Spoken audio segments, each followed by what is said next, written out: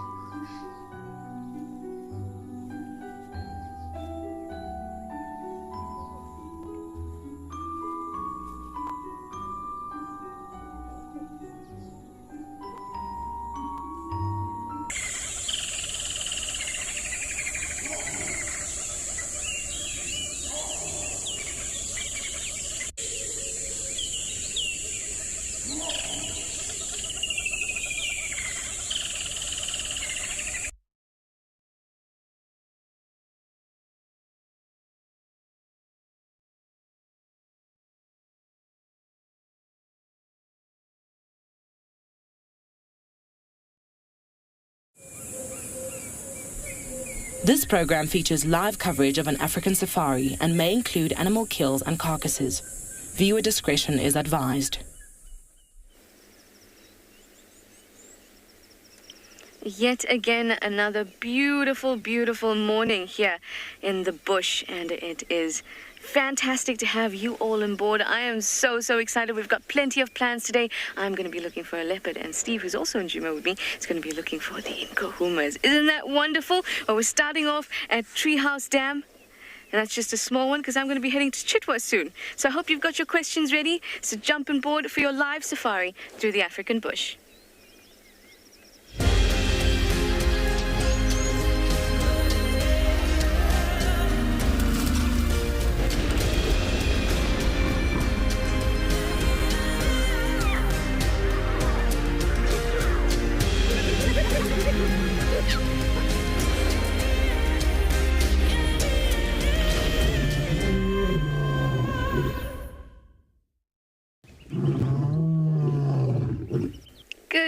Good morning, everybody. Like I said, we're starting off at a smaller dam than where I expect to be in a bit. We're at Treehouse Dam, just enjoying the view and enjoying the sounds of the morning.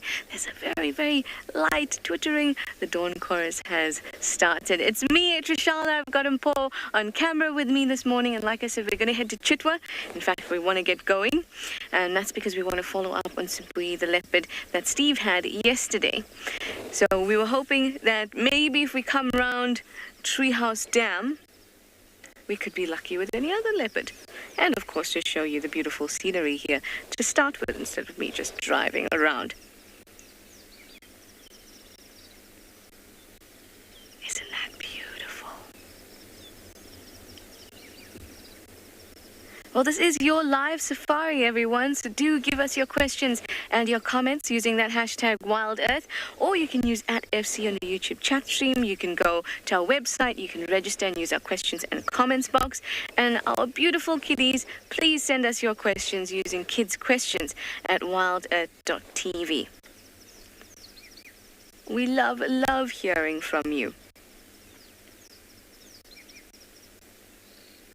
So everyone's got some very catty plans today. Of course, we're coming to you from several locations in South Africa. And everybody's got very catty plans. So lots of people searching for lions. I'll be searching for leopard. We've got Taylor on bushwalk and pridelands. So today promises to have great variety.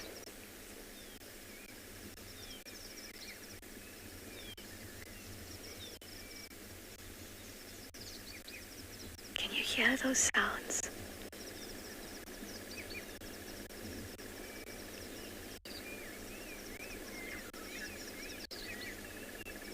Tato, you're looking forward to some cats? Well, I hope I'll be able to deliver. I hope we're all able to deliver. I'm looking for cats. I'm looking for all those little things. I'm looking for anything, all the gifts that the bush has to offer. But we're going to start off by focusing on getting to Sibui and her kill from yesterday.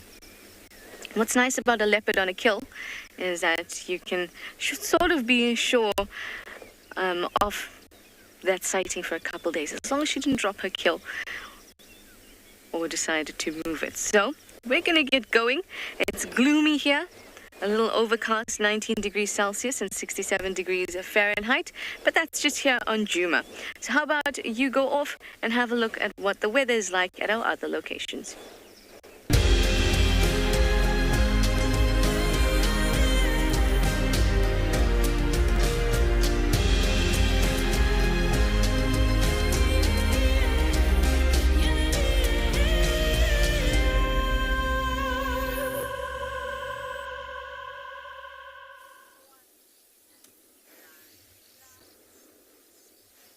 Well, folks, good morning from a beautiful Tswalu Kalahari.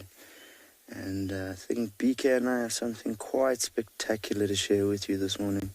So we came over Dune Crest into Lachava. We definitely lost our breath and our jaws hit the floor. And you'll see why now.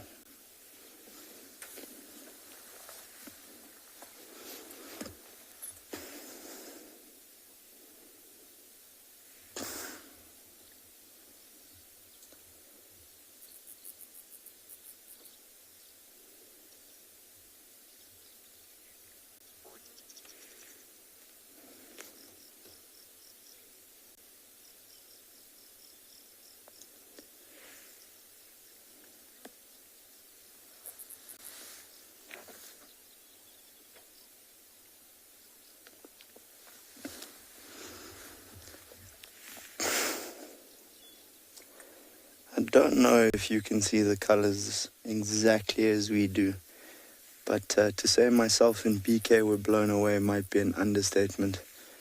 It was a very large amount of excitement and photos taken very quickly at the top of this dune crest. Good morning, my name's Josh, I'll be your guide this morning, and the man behind the camera is BK. So our plan for the morning is to go and look for lions. The last time they won, and we didn't win. So this morning we're going to try and see if we can't find them and even the score. But it's a long property, it's a large property, and there's only one way to find out if we can do it. But with a start like that, and those colors, I reckon I've got a good feeling about looking for some lions.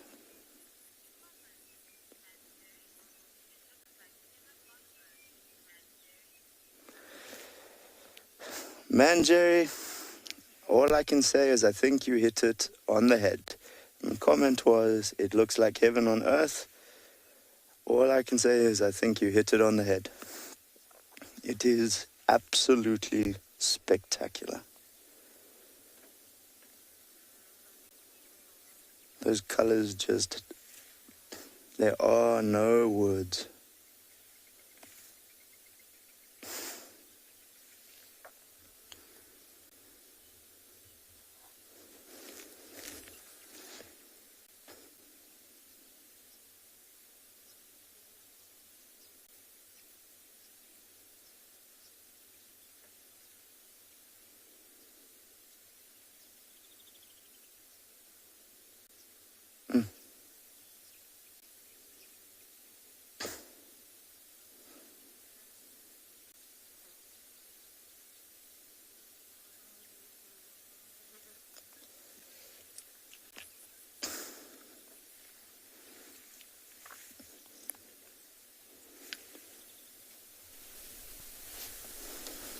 Definitely think this is not the worst way to start a day.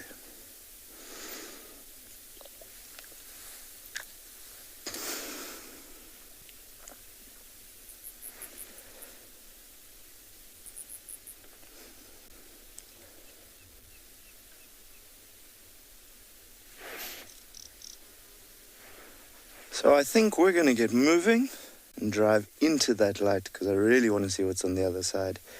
And if we're lucky and Mother Nature is kind, we might even be able to share a lion or two with you today. So folks, hop on, sit back, and let's go for a ride.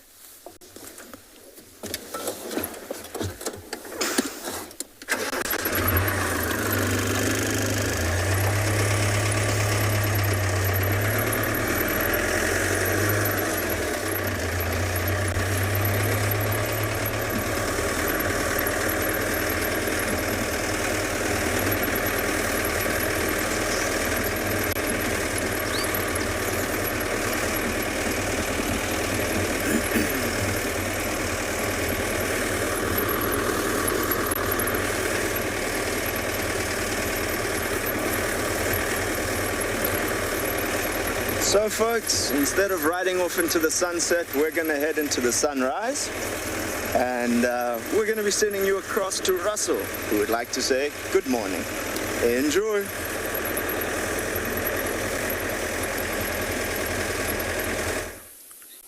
We're coming. Good morning, everybody, and welcome to and Beyond Ngala's Private Game Reserve.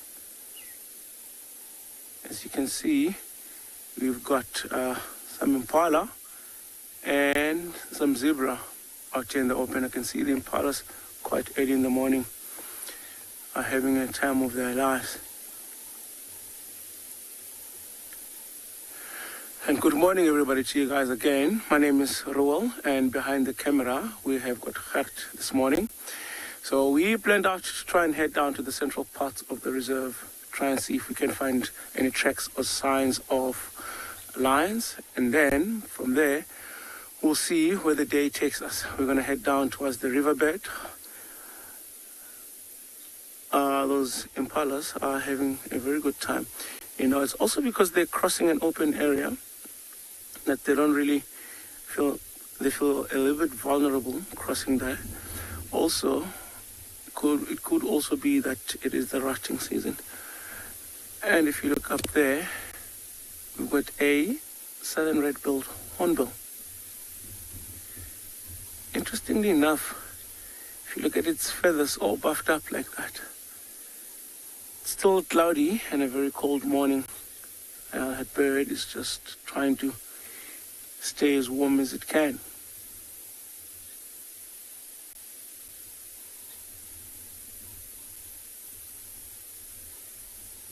Beautiful birds.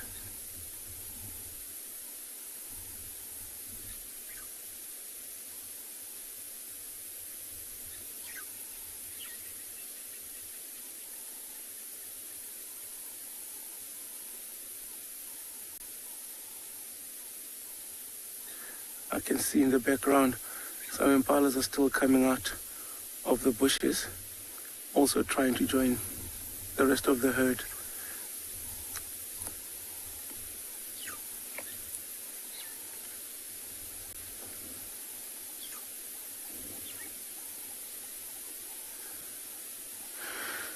Safari Kitty, you're asking, do animals ever delay their migration? I believe they do, because remember, the one purpose of migration could either be breeding or it could be just the change in season. So sometimes in other parts where they're supposed to migrate to, they have late rains come in, or maybe have early rains come in, so that could influence that. For example, the Woodland Kingfisher was supposed to have already migrated back, but because we've had plenty of rain and the availability of food here is still a lot, so we still get to see a Woodland Kingfisher, which is pretty awesome for us as well, because once those guys disappear, we might not be able to get to see them again until next summer. So what I think we're gonna do, we're gonna carry on down. It's nice for the impalas to come out and say hello to everybody. And then we're going to head down to the central parts, like I said, towards where some of the Pride members were. We'd like to head down to where those lions were left yesterday. There was a male. Apart from the copulating pair, there was a different male lion with Lioness and some sub-adults there. So we're going to head in that direction. In the meantime, we're going to send you guys over to Steve and get him to say hello.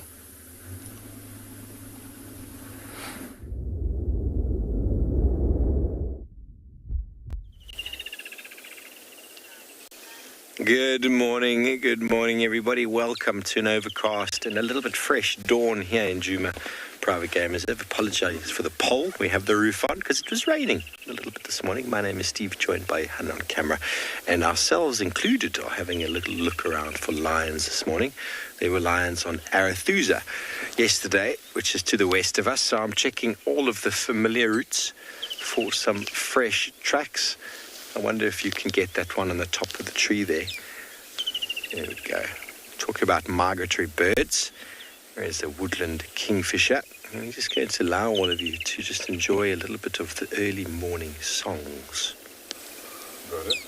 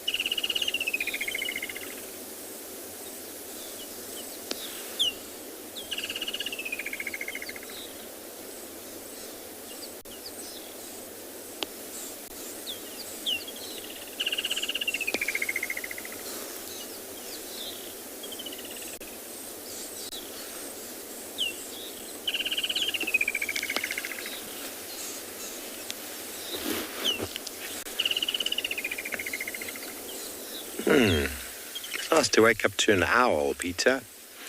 Couldn't tell you which one, to be honest. I like all the bird calls in the morning. But hearing these southern ground hornbills from a distant, that's always quite fun. I just love all of them. The Woodland Kingfisher, by this time, starts to get a little bit monotonous, but it's lovely hearing them when they first arrive in November. But now in March, they're making an enormous amount of noise. But that's okay. So many different birds in the morning. The birds that call first are those with the best eyesight. Of course, you wouldn't call if you couldn't see. It's generally insect-eating birds with better eyesight because they're hunting for their food.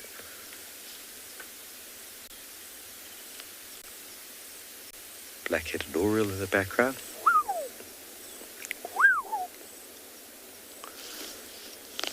Can you see the one on top of the dead tree there, Jan? Looks like a golden-breasted bunting.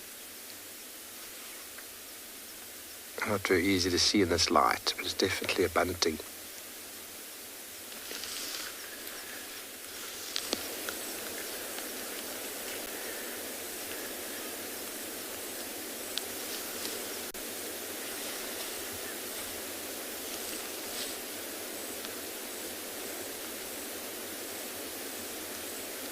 The dawn chorus.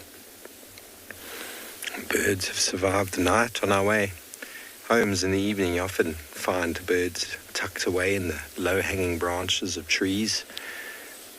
And obviously they're prone to predation, genets and cats and snakes and owls. So once they wake up in the morning, they let everybody of their own species know they're alive.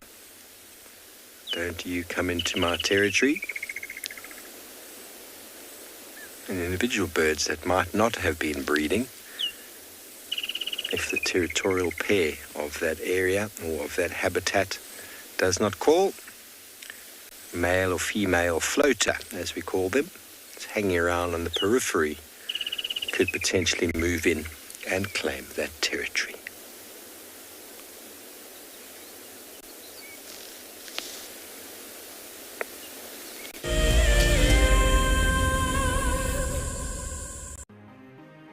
It's the month of March and WildEarth is offering you the chance to win a brand new prize.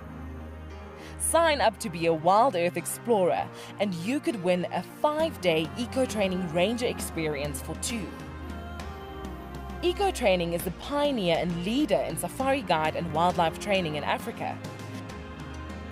The lucky winners can look forward to approaching dangerous game on foot, tracking and 4x4 driving, learning about animal behavior, and even spending one night sleeping out under a blanket of stars. In addition, you will also get the exclusive opportunity to join the WildEarth team on the broadcasting vehicle. Sign up to be an explorer now, and it could be you that wins this life-changing experience. Terms and conditions apply. WildEarth explorer Jenny recently joined Tristan as he broadcast live from Djuma. Awesome to kind of have a guest on board. I'm looking forward to this. This is Jenny. Hi everyone. And Jenny is the first of our Ticket to Dream holders. If you want to go on safari with a WildEarth guide whilst honing your bush knowledge and of course featuring in one of our shows, then head over to our website. Literally being with Tristan on the vehicle today has been incredible. It has truly been a dream come true. Sign up to be a WildEarth Explorer and you could be making your first ever on-screen appearance. I would highly recommend being a part of the Explorer program and being able to be a part of an interactive live drive.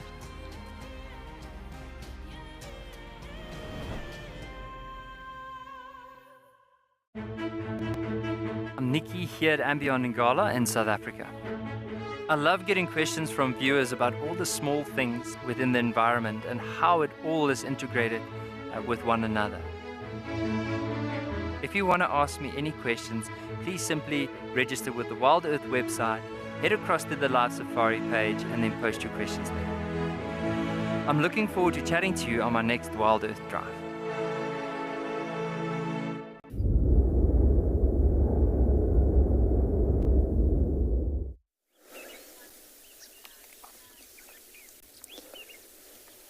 Welcome back, and we are still on our mission to try and find you the king of the beasts, the king of the cats, the lion. However, we have been lucky enough to find a hartebeest, and the reason we are spending a little bit of time with him is last night we had a question: what would be faster, a giraffe or the antelope? And we discussed being a little bit more specific. But one of the facts I brought up was that this chap is capable of speeds up to 80 kilometers an hour. And taking a look at that sleek frame, there looks to be quite a bit of muscle there. And those horns have definitely been blown backwards, potentially by the speed. So, quite a good looking antelope. We have a lot more of them on the Lechaba section of the reserve than we do on the Koranenberg, because our two cheetah boys are very partial to a hartebeest snack. But he's definitely ignoring us, quite relaxed.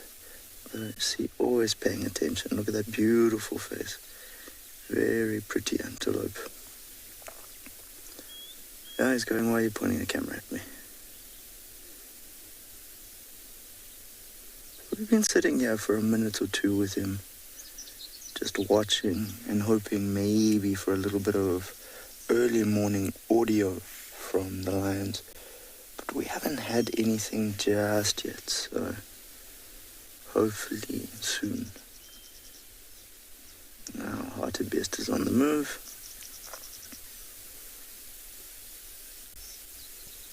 Very distinct antelope. And those curving back horns, that dark color. So we're going to bumble onwards and see what else we can find. You're most welcome to come along for the ride.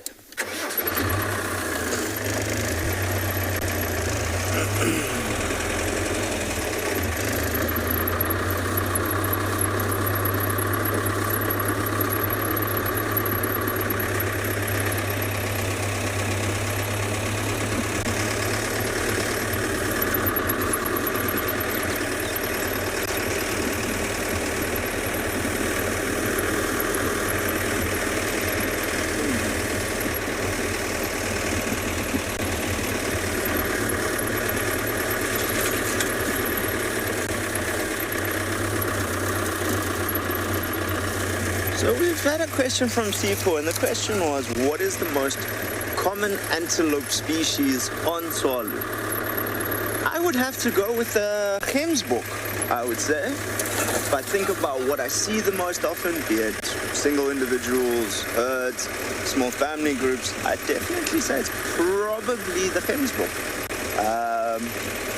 It'd be easy enough to find out from our conservation managers. I do know we have a game count coming up soon towards the end of the month, beginning of next month. So when those statistics come out, I'd be very interested to read them and get a little bit more of a rounded picture of what's going on the reserve.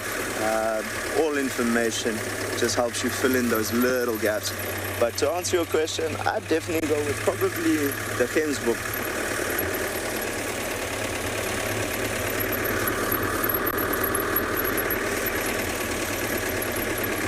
So we're driving along the edge of the Koppies here, having a look at what could be around. But as we carry on our mission to try and find you some lions, we're going to be sending you across to some of our other friends to say good morning. Enjoy.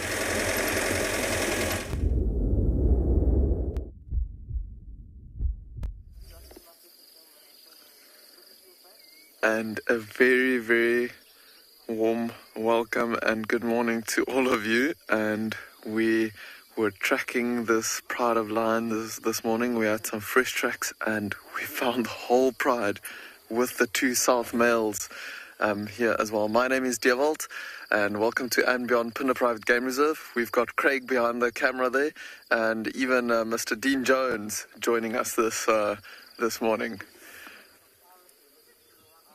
If you have a look there inside, there's the youngsters busy feeding on a big wildebeest carcass. So have a look there. On the left hand side is a sub-adult that's about a year old, and then there's some smaller cubs that you can see the movement in the thickets. On the right there you can see one of the small cubs.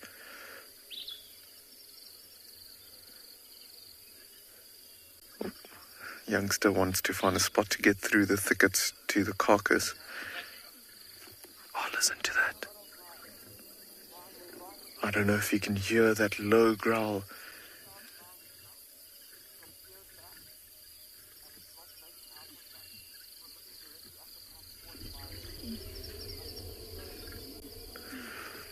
There's a low growl where the lioness is growling at her own cubs, because they're probably trying to get to the best parts of the meat. Look at this youngster. Looks like he's got some intestines or something there.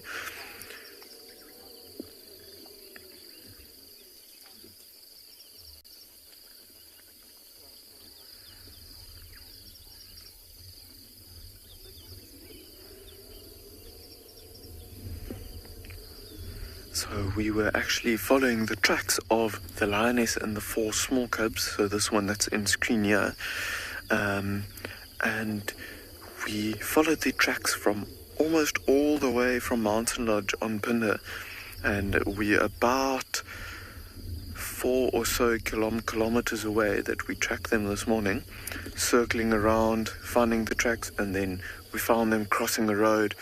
And I wonder if they could hear these lions, or maybe were on the scent of these other lions, and then they led us to the whole pride.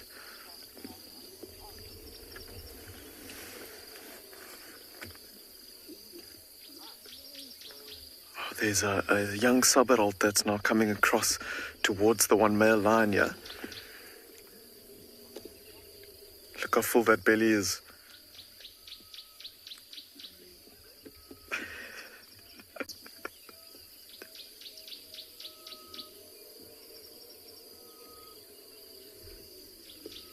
Very careful around the male.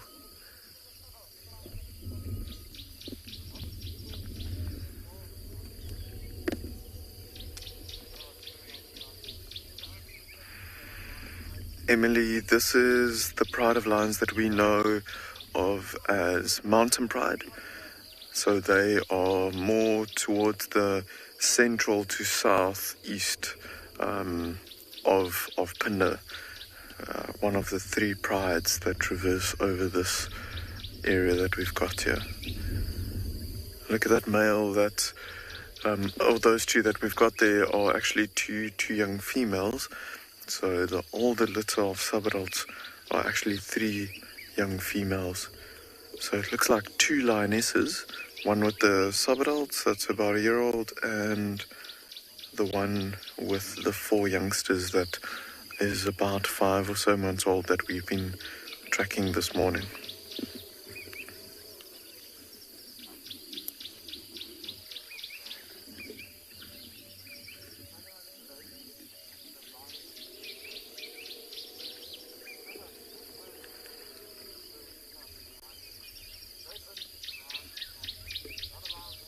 I think the sub-adults and their mother and the 2 males have already filled their bellies with this wildebeest, but with the very small cubs only arriving now, they're taking their turn to try and fill themselves up as much as possible.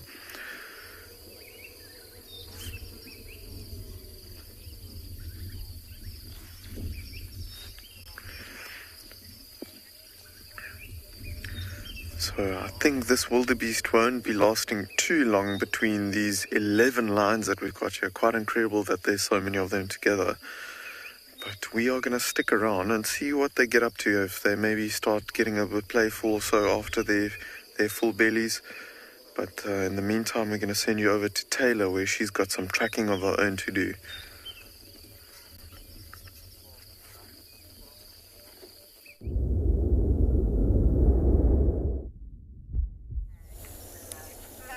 we are indeed doing some tracking, but first, look at the very miserable skies that we have today over in Lorvu Dam. It's not quite nice. I even have a jersey on. My name is Taylor McCurdy, and on camera with me today is Niels, and we are, of course, here at Pridelands, which is part of Baluli Game Reserve and the Greater Kruger Park. And we're right outside the eco training camp. We didn't need to go very far this morning because it has been really exciting. So, as you can imagine, at a dam like in Lorvu Dam, there are quite a few species of animals that will roost in amongst these big trees. And one of those species is vervet monkeys.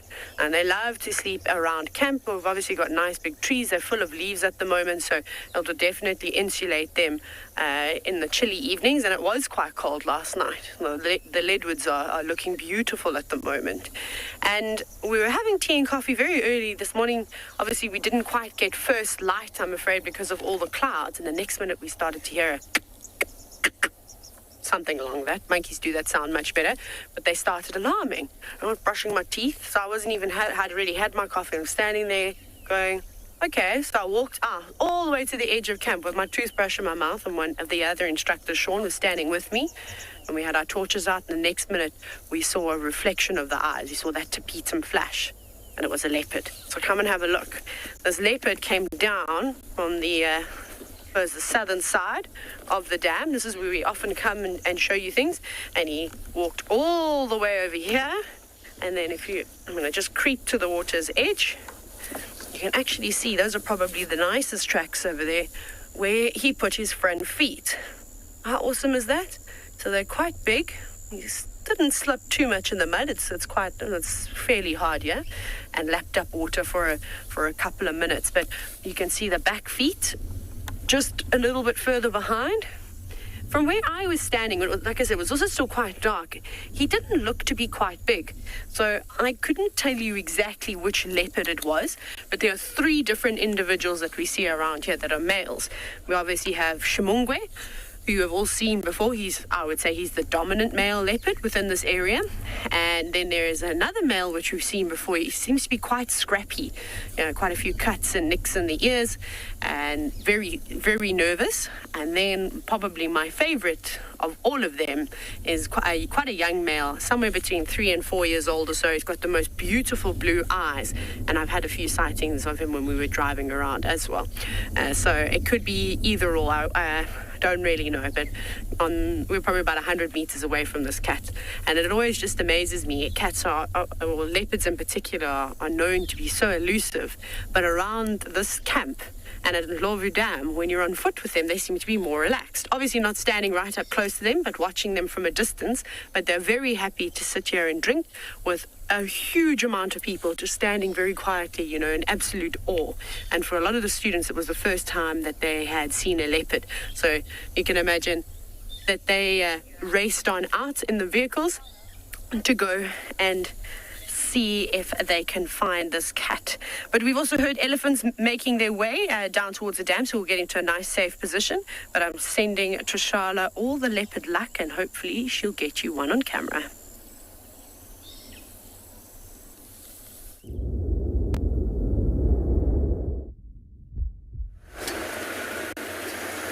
Thank you so much, Taylor. I'm wishing you some leopard luck, because that would be awesome on foot. But thank you very much, because I'm going to need it, because the kill is no longer there. So Sabi's kill is no longer there, and there are some lion tracks around that area. In fact, around the whole of Chitwa. Across the dam wall, in that area towards where the kill was, right there, there's lion tracks as well. So it's very unlikely that she's still in that area. Like I said, the kill is gone. So I'm going to need that leopard luck, Taylor. Nonetheless, I will still be searching for some spots. Maybe just spots of a different kind, different individual spots.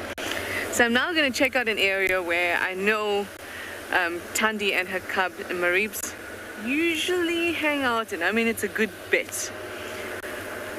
So I'm going to look in this area, and maybe we'll get lucky.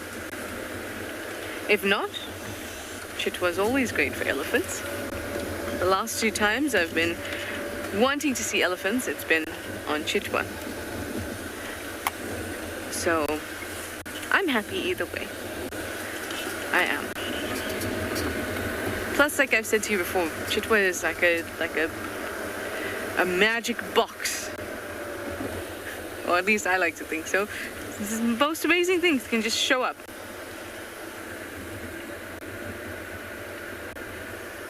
And have the greatest sightings. So I'm just gonna stick around and see what happens.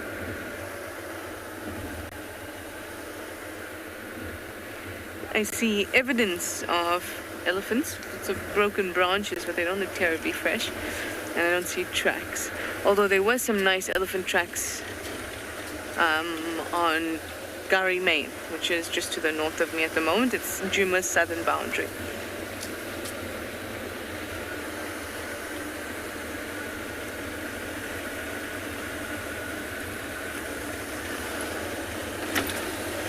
So this particular road, it's called Shirombe Rombe Road in Chitwa, is one that Thandi and Maribs frequent.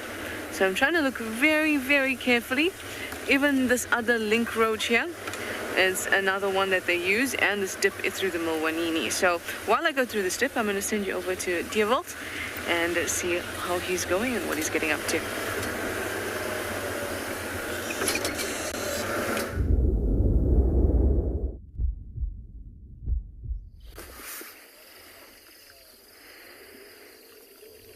We are just waiting to see if one or two of them maybe shows themselves from the carcass there. You can just see the back of one sticking out. So I think they killed the wildebeest just out in the open here and then pulled it into the thickets there to avoid vultures and the scent being blown all over the place, especially with these small cubs around. Don't think these lionesses would enjoy another pride of lions or some scavengers like hyena to come and find this.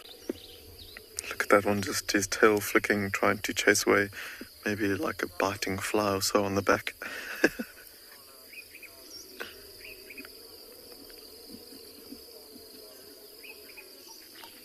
But there's at least 5 individuals that still spread out to the left-hand side here. There's a male lying down, a sub-adult, and then even further to the left, we've got another sub-adult, and it looks like a big female. Look at that, with the big full stomach full of wildebeest, and the second dominant male. The Bayala Male Coalition that is in control of this pride and the Bayala Pride in the western corner of the reserve. I can't actually remember the last time these 2 male lions have been with this pride. I think it must have been somewhere mid-February the last time that I can remember. It's quite a while. Look at how full those bellies are. They are 110% just going to be sleeping in the shade here this morning and this afternoon. See this, this male is the one that doesn't have the scar on the eye.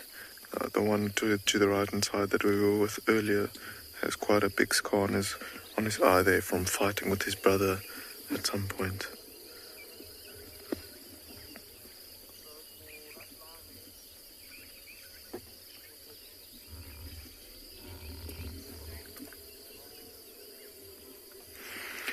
Lisa, you are asking a very good question. You're asking at what point and what age does a lion cub start eating meat? So, Lisa, it varies from pride to pride, I guess. But the general age is around 3 months to 2.5 months to 4 months. I think 4 months being quite late. And I think the lions would probably introduce them to meat early on if it wasn't for the cubs being so vulnerable when they're small. So the first 3 months, these youngsters that we've got here would have been hidden in a den site of sorts and would be relying on their mother for milk. But then when they are strong enough and their bones are strong enough, they would have followed her and probably been introduced to the pride and to their first solid meat or solid food. So yeah, generally around 2.5 to 4 months, somewhere around there. So these youngsters have been feeding on meat for at least a month or two now.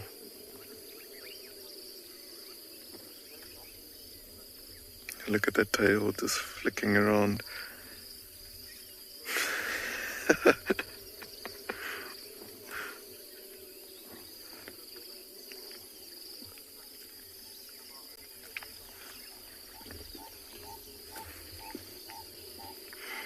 Charles, you're asking when lions are the most active.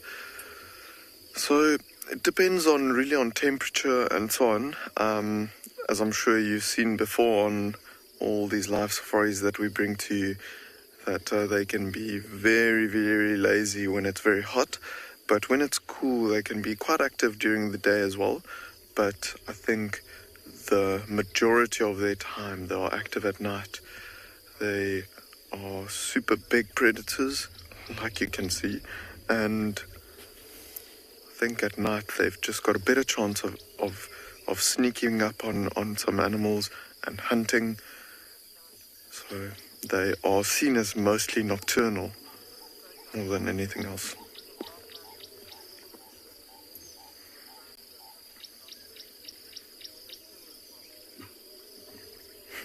I can still hear a little bit of growling happening between the youngsters that are on the carcass in that thicket there. But look at this male. If you look closely, the way that he's lying at the moment, I can't really see that he's got a big belly. So I know for a fact that he was not with the rest of the pride last night, because we saw him on a little section that's quite a distance away. So he joined this morning as well, and I wonder if he's waiting and maybe a little bit nervous to go close to the carcass there, because these lionesses, I think they can sometimes smell the other pride that they go to, and these males can be a little bit nervous between them. We've got a young sub-adult that's just gotten up here, that's just moving to the left-hand side here, just going and lying in front of its mother. Oh, that does not look comfortable on that little ridge there. But look how nice and sandy this swirl is here. It must be nice and soft for them.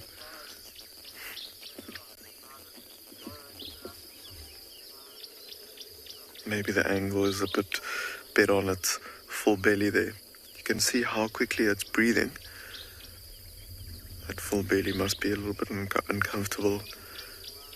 But I think these lions are enjoying the cool morning that we've got here at the moment. But I can feel the sun is nice and hot, so it's going to be a hot day. In which case I think they'll look for any little bit of shade that they can.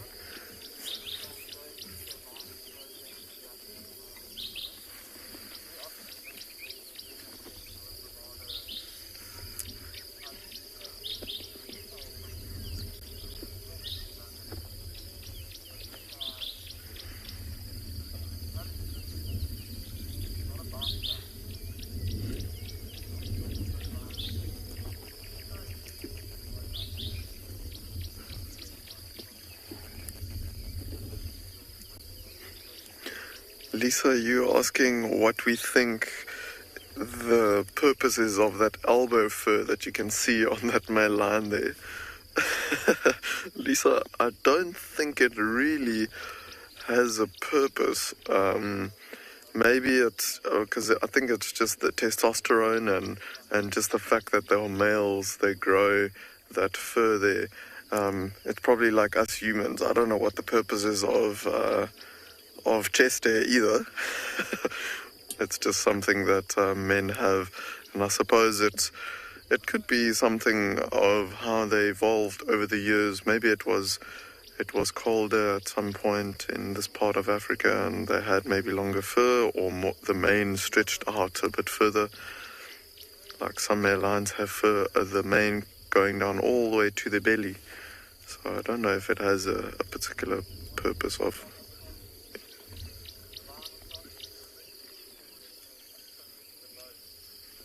Another sub-adult that just came and lied in front of the male there. So these 3 sub-adults, like we said, they are young females. So as they grow up, they are building their bonds between them, and I've seen some of the other lionesses really grooming them, and they really have strong bonds with the other females, and they will probably stay with this pride, with this maternal pride where they are from, for the rest of their lives, the remainder of their lives. Except in some circumstances, if this pride gets bigger, because there's already quite a few lions here at the moment, should this pride get any bigger than this, they might start to compete with each other too much for food, and then it's not uncommon for females to form little breakaway prides. There's an actual fact, I think there's like 3 young lionesses that have been breaking away slowly but surely from this pride here because of all these youngsters and I suppose not being able to get enough food. And I wonder if they are going to form a breakaway pride. It will be interesting to see what happens in the next year or so.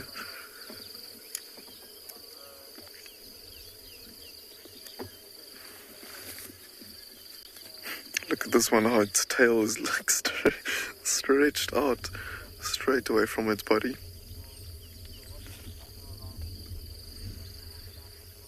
Obviously no flies where this one is. Oh, there was just a little flick of the ear. Maybe there's a little bit.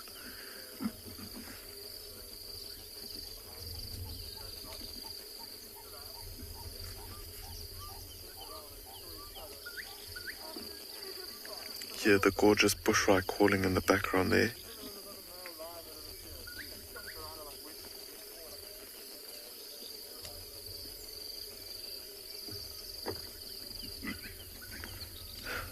Yeah, like every now and then a nice little growl there from the youngsters, trying to get to the best piece of meat on that carcass there.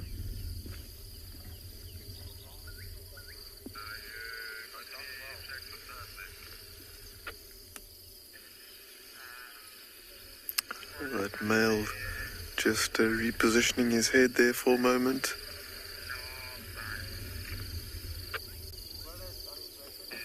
There's like a cool breeze that's coming over us here, and it is so nice. I think these lions are also enjoying it. So have a look at this male like lying right out in the open in the sun. So this is quite interesting. I think it's still nice and cool obviously for him to lie there, but I wonder if he's lying there because he wants to be close to the carcass. As soon as some of these other lions move away, then he'll maybe go in there, because I haven't seen him get up, so I'm not sure if he's got a full belly or not. But as it warms up, we might, if we spend a bit of time here, see him get up and move to some shade as well, because I can feel the sun on my back. It's nice and warm at the moment.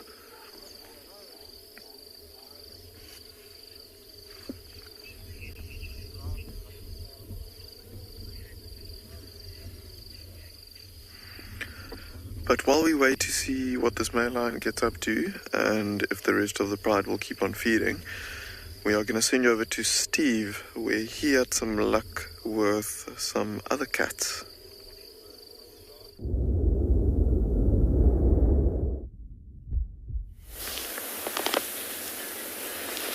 Well, good morning everybody. Welcome to Cheetah Cutline.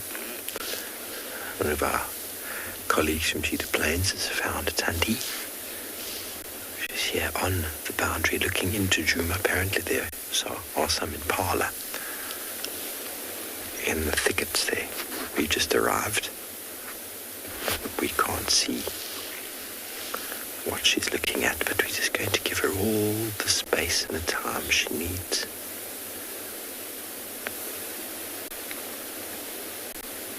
See how she uses the road to move silently, and then because she's hidden just behind the grass there, she's actually nearly invisible.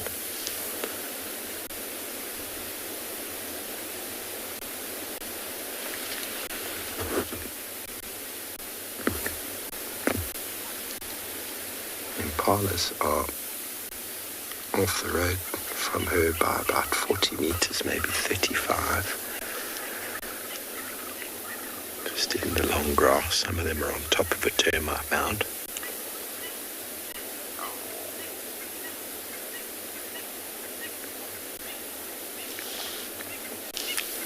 lots of noises coming from behind the impala. Maybe Maribs is here as well.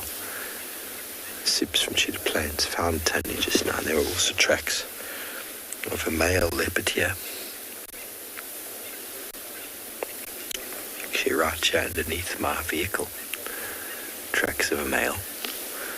That would be him. So he's probably there causing chaos.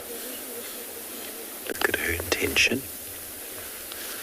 The impala might get spooked by something on one side.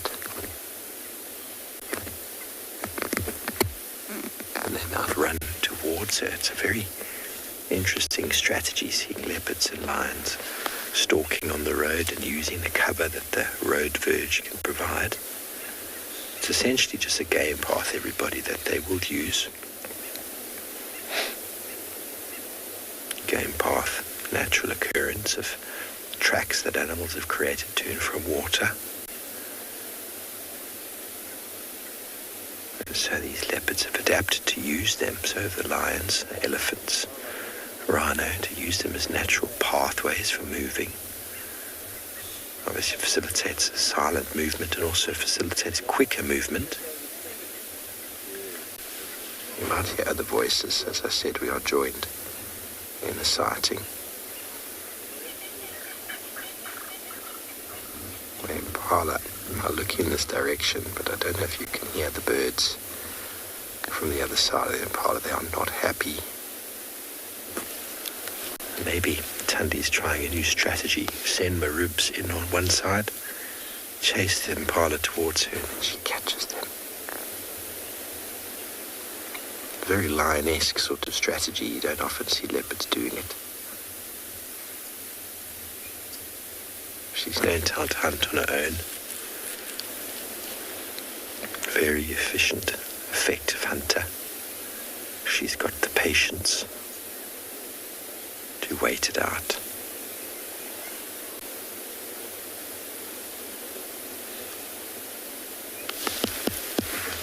Go forward 1 meter, I'll see the impala.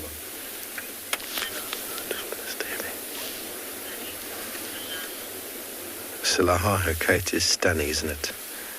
Yes. Okay, well, she's very alert right now, so we're not going to do anything. She might start stalking further down the road.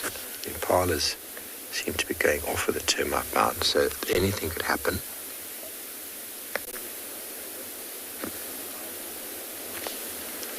She's almost doing her mongoose stand now. Okay, here she comes. See how she uses the road? Silently. She's going to walk right past me. This is all her doing it on her own. Isn't that amazing, hey? Now she's going to go in at this angle. There she goes, yeah. She's going to change angles. Going to run around now.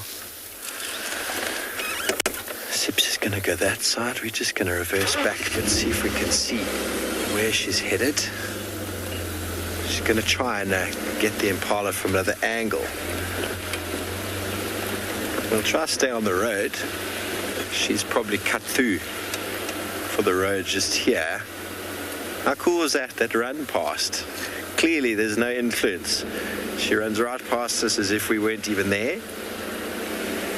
Tandy and I are good friends.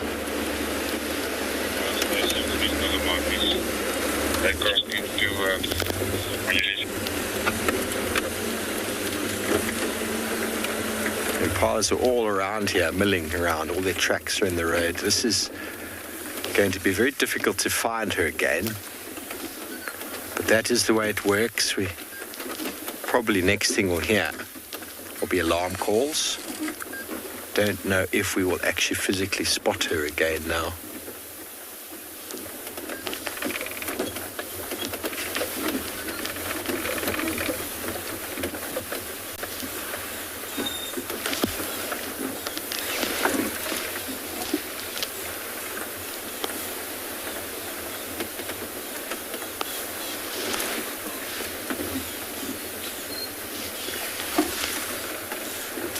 She's just here at our 9 o'clock, eh? I'm just going to stop right there.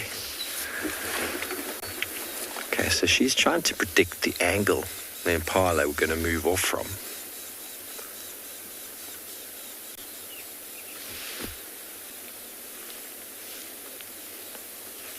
I'm going to look with my binoculars into the thickets to see if I can see them.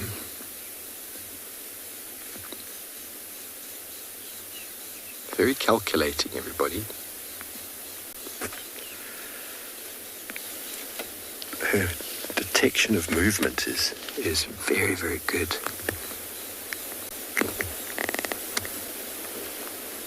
She saw them moving off. She's hoping to predict the movement that they're moving. Now she's recalculating. She might have decided, okay, maybe not those impala. And here she comes. Along the road again, recalculating her angle of approach.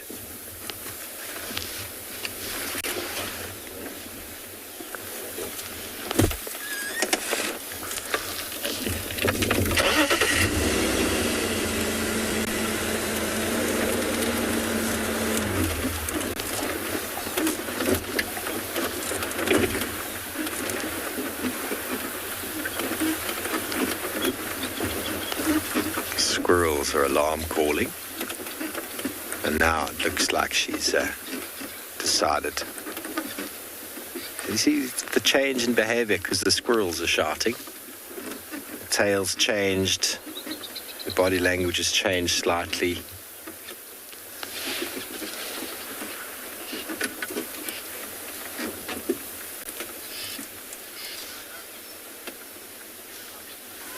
She's given up on the hunt for the moment, but it's not impossible that she might continue. Now she might just start walking. Alarm calls are quite a powerful thing, everybody. We always think to ourselves they just alert us to the predator, but what they often do is the predator goes, oh, I've been seen, and they leave the area entirely. So that is one of the objectives of an alarm call, is first of all to warn your fellows. She went here somewhere, Johan. Do you see her? To warn your fellows of impending danger, and secondly, to let the predator know that you've seen it.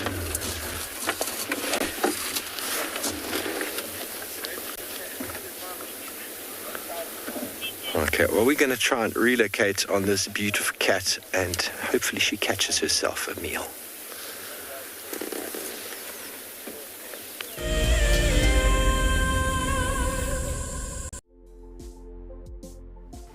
On the 27th of April, WildEarth will be turning 14 years old, and we wouldn't be here if it wasn't for all of you. And to celebrate, we will be finishing the beautiful book that we started last year that looks at the history so far. But we do need you to be part of it. Please submit your most memorable sighting, or what WildEarth means to you, or even just your name and a comment to be included inside the book.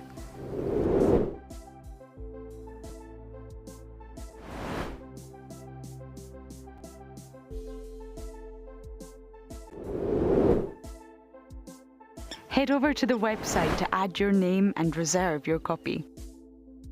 We are offering a 20% discount on all books bought before the end of March. And a big thank you to all of you who have contributed to the book so far. Our lives are dictated by alarm clocks, traffic jams, constant multitasking, and countless distractions. The wilderness is where many of us feel the most human. On a bushwalk, we become part of the natural landscape. As you step off the vehicle, everything comes alive.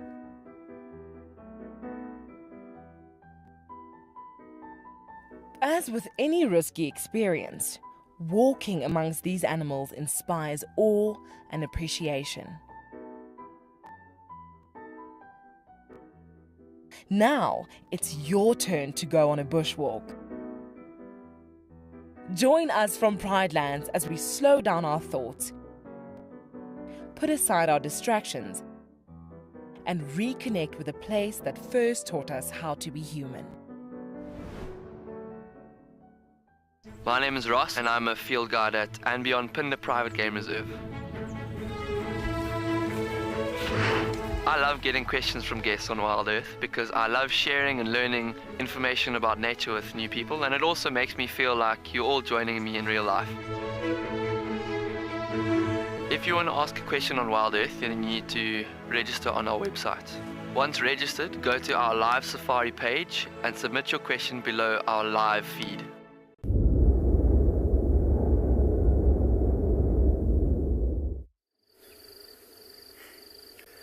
This my lion has just rolled onto his back. Oh, look at that.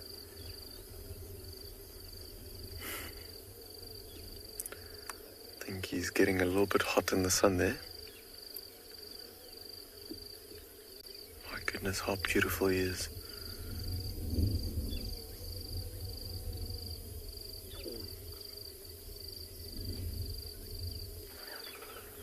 You can just hear the other vehicle was in the search with us with these lions just moving out of the sighting.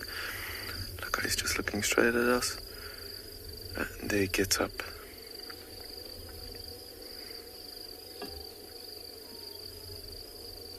Wants to go to the shade. Let's see if there's some interaction between him and the other lions. He is such a big boy. He definitely ate a little bit of something. Got something in his stomach there. Just coming and lying on that nice sandy patch in the shade.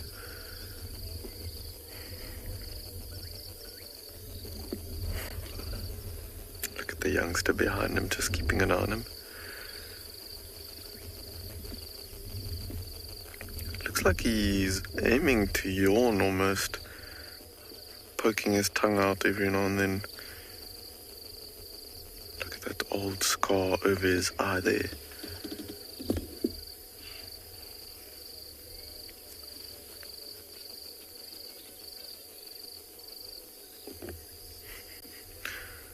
Youngster rolling around in the back.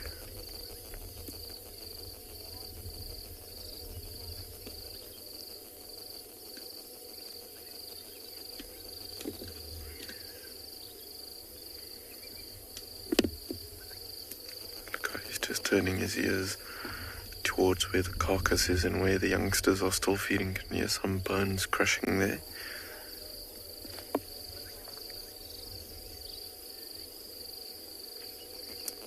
Yeah, he just pokes his tongue out every now and then. I think he's got a yawn coming.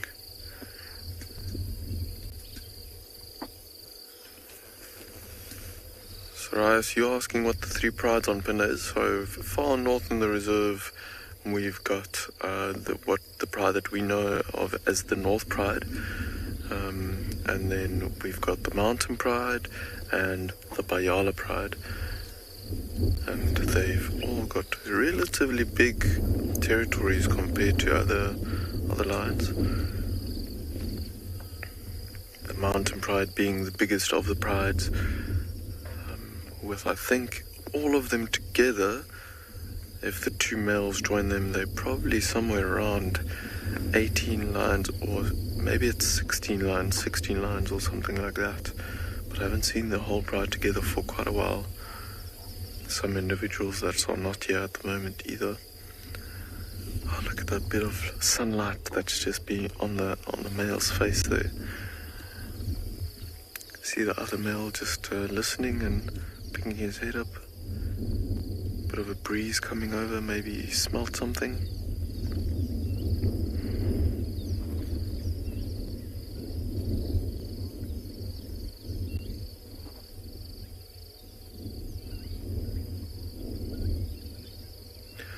We are going to send you over to Steve while these lions are settling down, where Steve's leopard is looking to have some breakfast.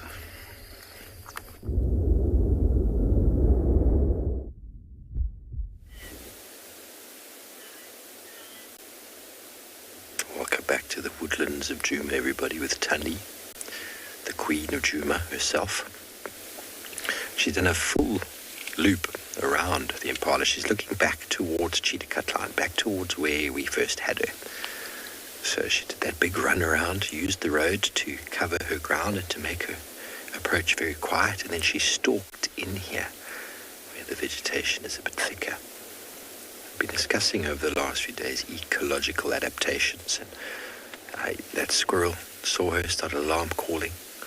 Other prey animals will actually respond to those calls. We respond to those calls, although I don't often find squirrels very reliable. In that case, it was indeed very reliable. So that is a symbiotic relationship whereby prey animals will help each other to detect predators. And it's a warning that you heed or you don't at your peril. Alarm calls are a very important element to the survival of many of these animals, and if they don't know them or understand what those alarm calls mean, well, they get eaten. So now what we are watching is the evolutionary adaptation of the impala and the leopard playing out. The leopard's using its camouflage, its stalking ability, her patience, the cover the vegetation provides to try and catch up with those impala. Now the impala are using the cover as well. It's not always to their advantage, although it does help when it's quite dense.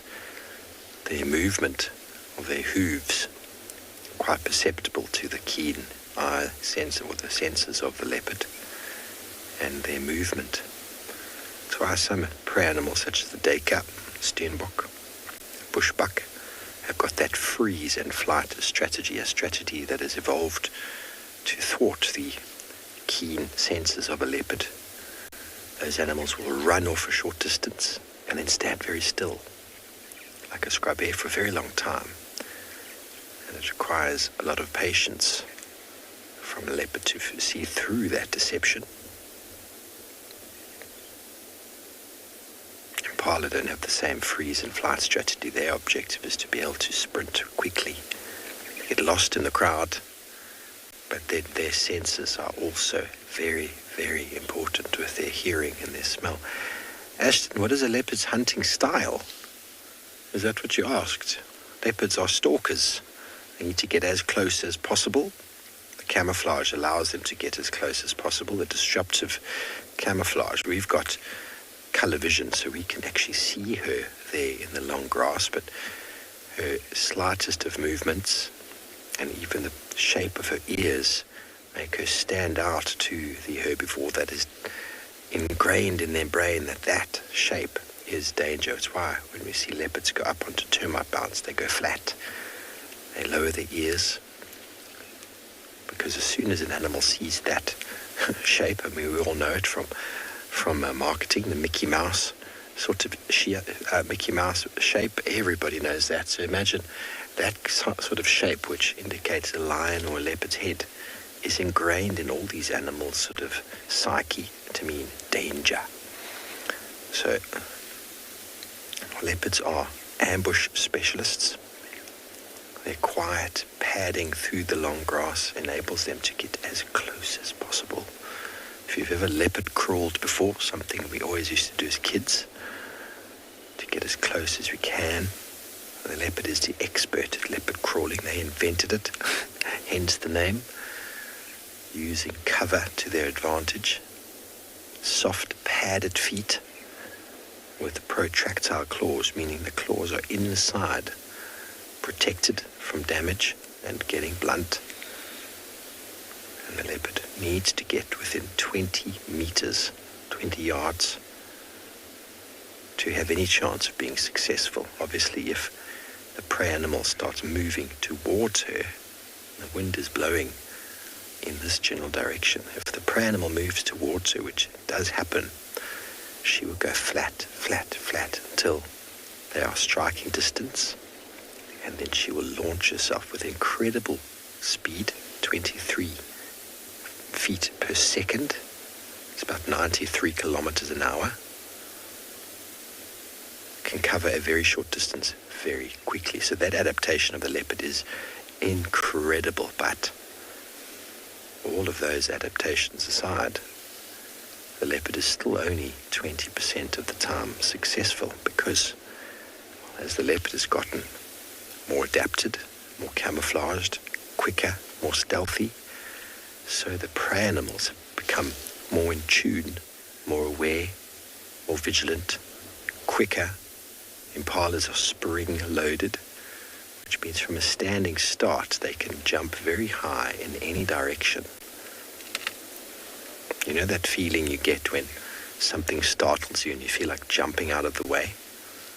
I'm sure you've all felt that feeling before. Well, impala can do that. They can physically jump left, right, backwards, up. It's quite an incredible thing to see. And that ability to spring load and jump often saves their lives. That's why a leopard wants to get as close as possible.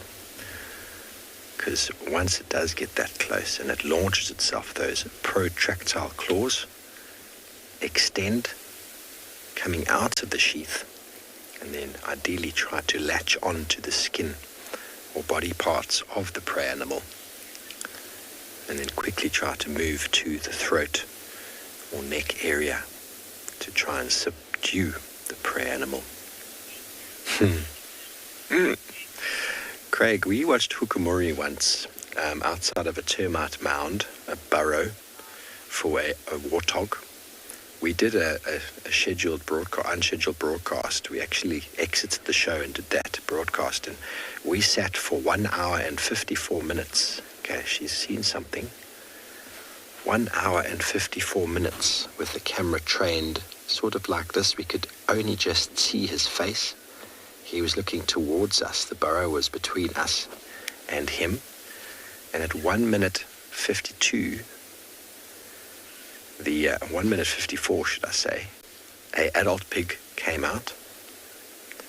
And then almost immediately a second adult pig came out, yet Hukumuri stood his ground flat in the grass. And then moments later, a piglet emerged between the two adult pigs, and he just exploded into action. I'm sure that broadcast is on YouTube somewhere.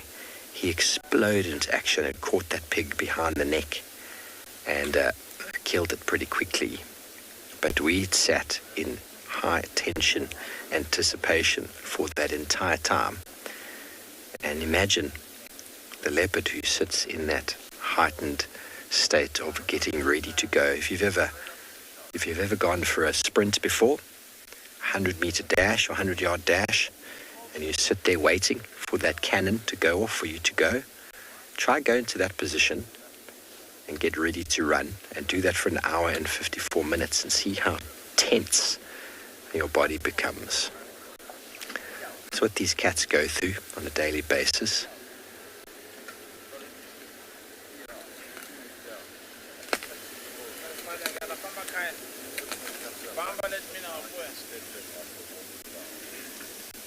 So, taut muscle tension power.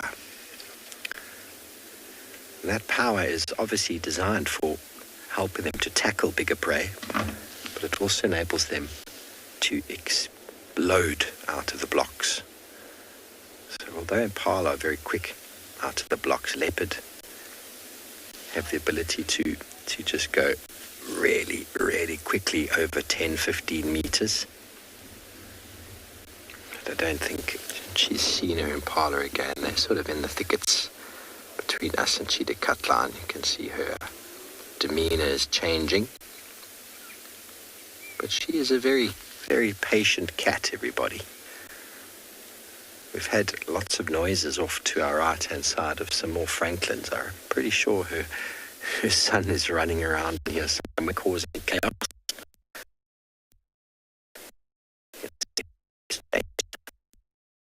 Okay. Otherwise we will lose her.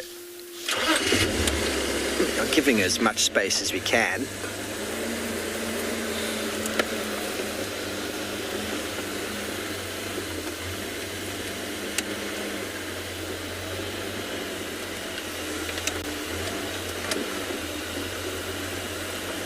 She's just through here.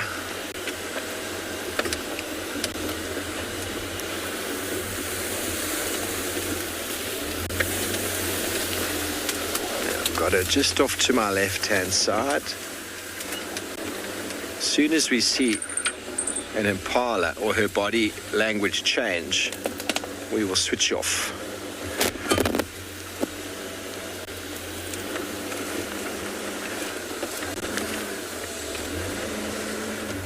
We'll switch off anyway. We've got a good view of her here. Not the best view. You got her, Johan? Yeah. Sometimes this is it, everybody. We try and be as unobtrusive as possible. We don't want to influence the impala, we don't want to influence her.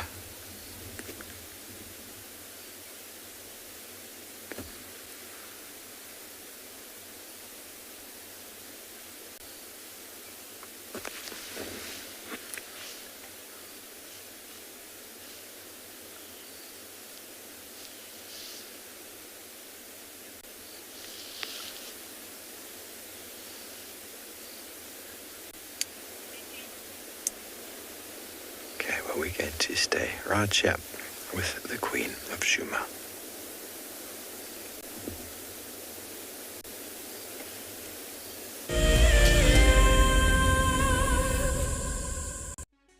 For all of you Wild Earth explorers who bought plaques, today is the day that you will make your very first safari on our vehicle. Because we are quite remote here in the bush, they have taken some time to arrive, but I am happy to say they are here and they look great. Marcel has spent the day attaching them. Let's take a look. Before we mount these nameplates, we just give a light dusting of green paint. This is to better match them to the color of the vehicles and also to decrease the reflectivity of the metal and thereby staying sensitive towards the animals. Bumbo crew. Hopefully, Dan Black, Liesel Apgar, and Alicia George. Well, it's time for me to get ready to take you all on a safari. Let's go.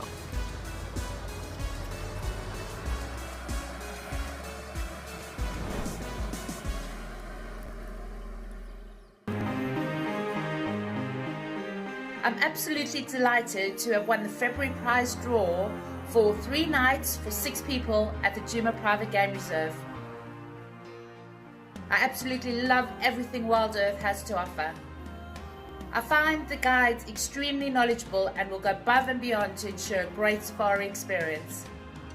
I will be taking my husband and family from the UK to experience this once-in-a-lifetime opportunity. One of the main reasons I joined the WildEarth Explorer program was for the fireside chats and also to win an incredible prize, which I'm so fortunate to win and incredibly happy. I would like to thank WildEarth for this amazing prize and cannot wait to meet the team.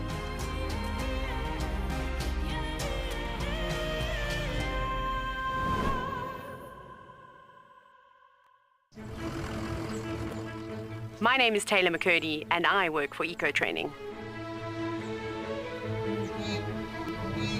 I love hearing from all of the viewers. However, I particularly enjoy those of you who have been watching for a few years.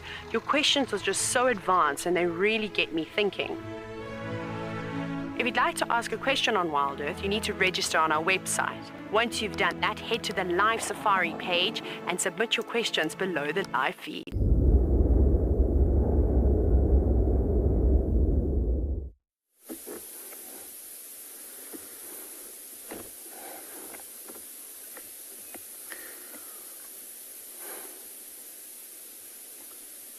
If you look in front of your screen, we have 2 woolly-necked storks. And earlier on when we were here, see where they are. They're looking for potential males. Because this riverbed has been flowing for quite some time, we have plenty of water. There's a lot of frogs along these dead trees inside, and some of these frogs are buried underneath the sand a little bit. I think these storks can see that. We saw one earlier on here that had a frog and its mouth had just dug it from underneath the sand.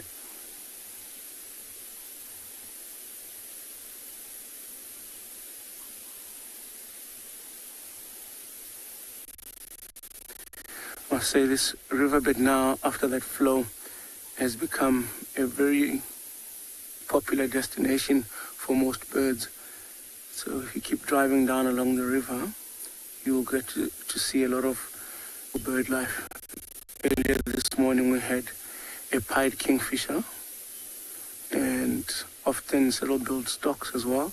Sometimes you get to see hammerkops in these little puddles looking for fish.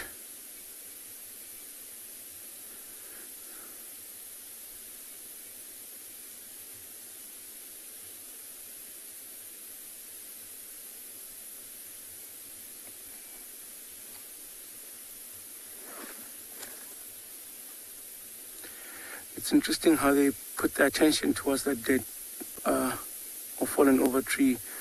You can see there's a lot of stuff that hooks on when the water flows.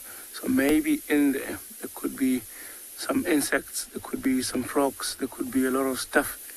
And I can see sometimes also get some birds that land there, also maybe looking for something to eat.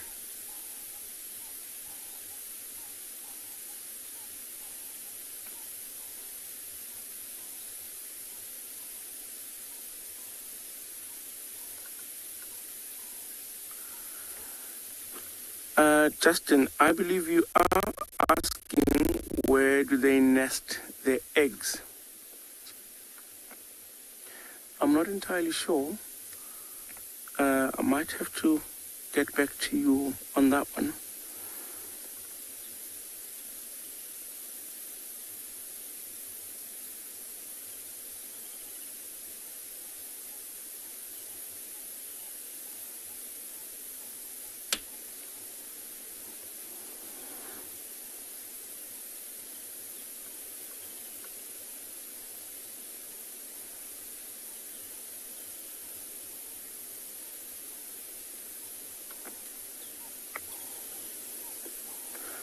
If you look at that one there, found something.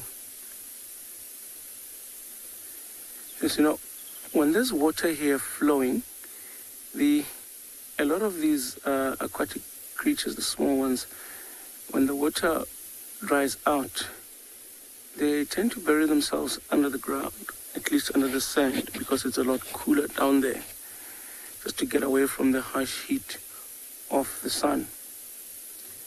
And I think that's why these storks are walking there exactly where they're walking. I think that's the last bits where the last bits of water was flowing.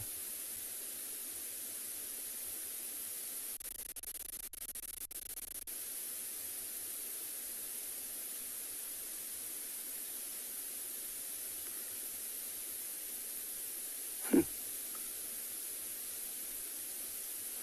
can see the other stork busy cleaning itself and preening itself.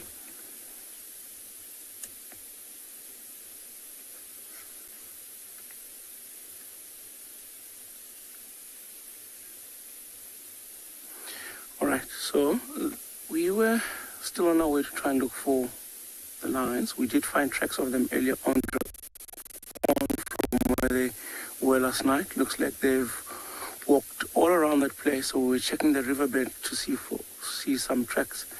And in the meantime, I'm going to send you guys over to Taylor, and who's got something interesting to show you guys.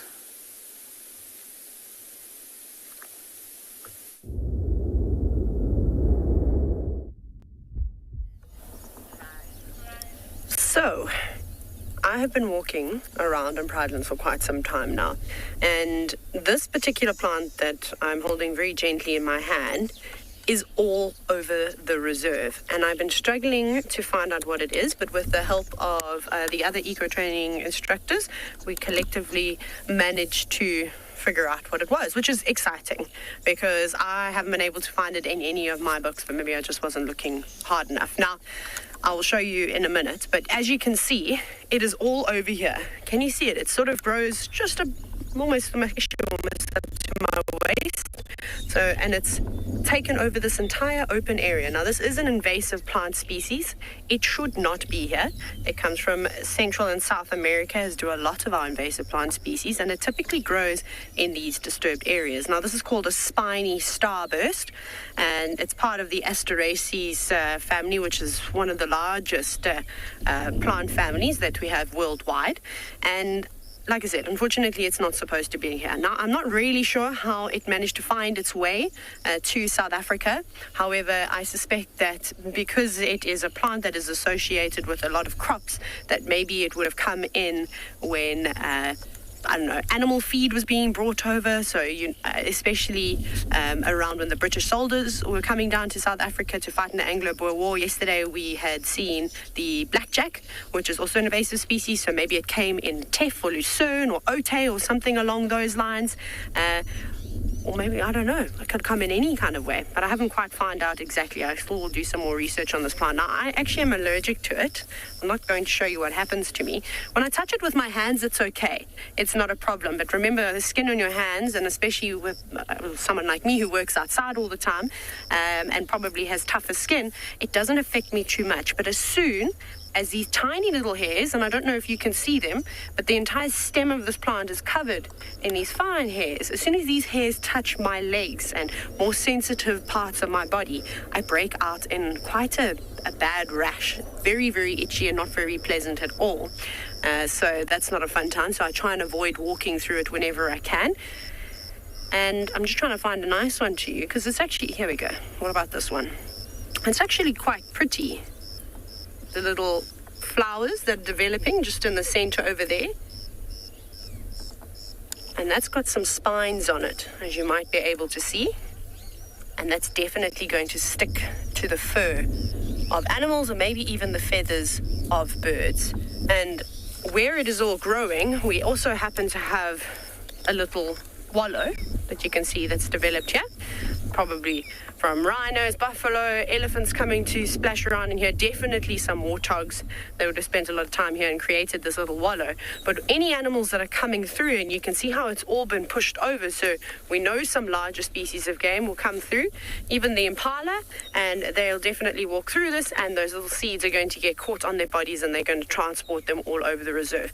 Now, trying to remove something like this is going to be very, very difficult, because while we're out here, we obviously don't want to use any chemicals, because chemicals can have a negative effect in the bush. So normally it's a kind of a manual deed that needs to be done in order to remove all of those plants. So whether it is slashing the plant or mowing the plant when it's not in flower and not in seed might help.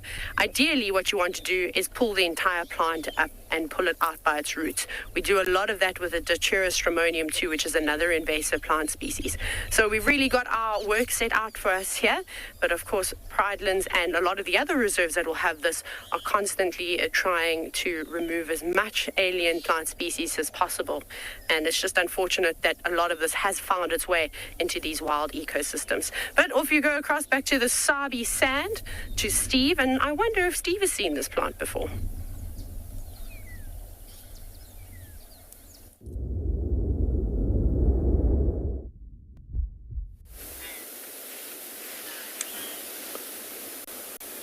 Welcome back, everybody.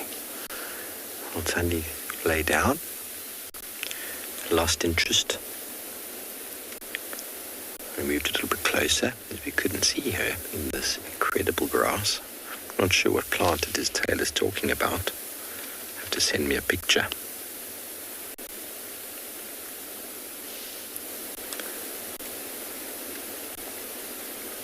But one of the things that we learn when we come out here into the wilderness and learn from the animals is how to enhance and live with all of our senses. Something that is really, really prominent, or something that really enables us to feel, because so much of the time we spend avoiding hearing, smelling, and physically feeling. And a really nice little quote or something that I received the other day called The 7 Wonders of the World. To see, to hear, to touch, to taste, to feel, to laugh, and to love. So by enhancing your senses, make you appreciate little things in life so much more. And the animals out here are constantly alert to all of those senses. And one of the things I try and do when I bring people out into these wilderness areas is to encourage them to smell and to hear things that they wouldn't have before.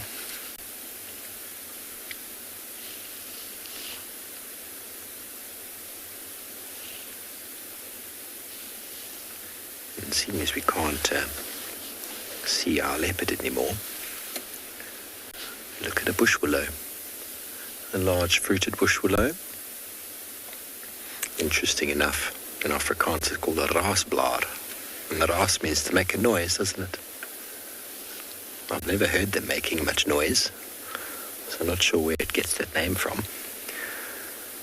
But it definitely helps you to assist with the senses if it's a tree that makes noise. Listening and smelling are such important elements to our daily lives. But unfortunately, many of us are born or grown up in cities. I was myself. So we block out the noise. There's a lot of noise. We block it out. Block out the smells. There's some really bad smells. It's out here. It's fresh air. Beautiful, clean air. Water. And the noises, for the most part, are very organic.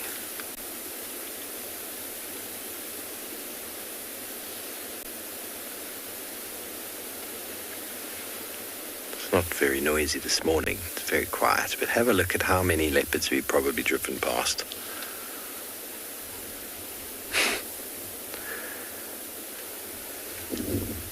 I can't even see her. Can you see her, Johan? Really? Okay, so at least you've got a spot. I don't have a spot. I've got nothing. So, ambush specialists, obviously their ability to stalk in and get close is vitally important, but bearing in mind those impala are going to have to move at some point, and if she's gauged her direction well, they might move to where she's lying in ambush, and it would be nearly impossible for them to even know that she's there. Well, defaults with some animals that rely on some similar tactics, although they often do it as a team.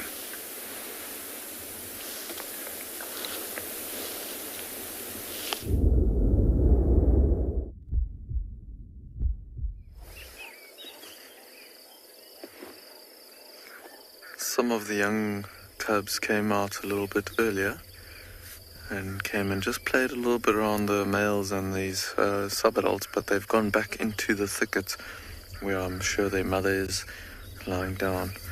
Probably felt it was quite hot. There you can just see two of the sub-adults with their heads up.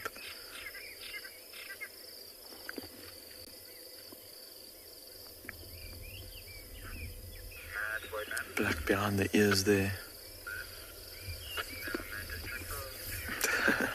Putting her paw against her sibling there. Almost holding her.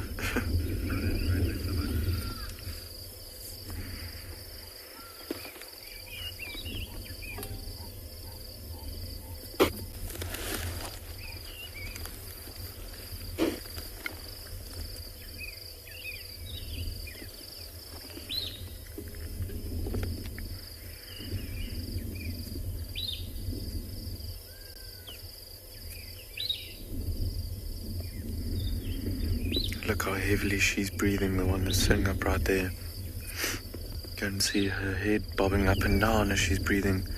Sure, this full belly is producing a lot of heat, all that digestion.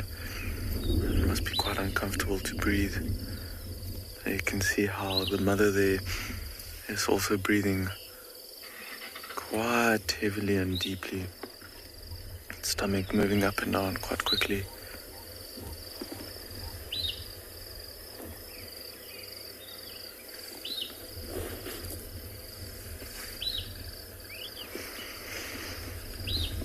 Douglas, you're asking what happens when lion and leopard territories overlap. So I can guarantee you that lion and leopard territories always overlap. But lions don't really have an effect on leopard movement. So leopards will obviously try and avoid the lions as much as they can, but they are such skilled and elusive cats. There's been some research done on the movement of leopards and the effect that other predators have on them. And what they found is that lions actually have absolutely no effect on the movements of leopards because they are, I'm guessing, too sneaky about where they go around, and they are quite elusive, and because they can take their kills up trees, it doesn't really affect them too much where lions are. So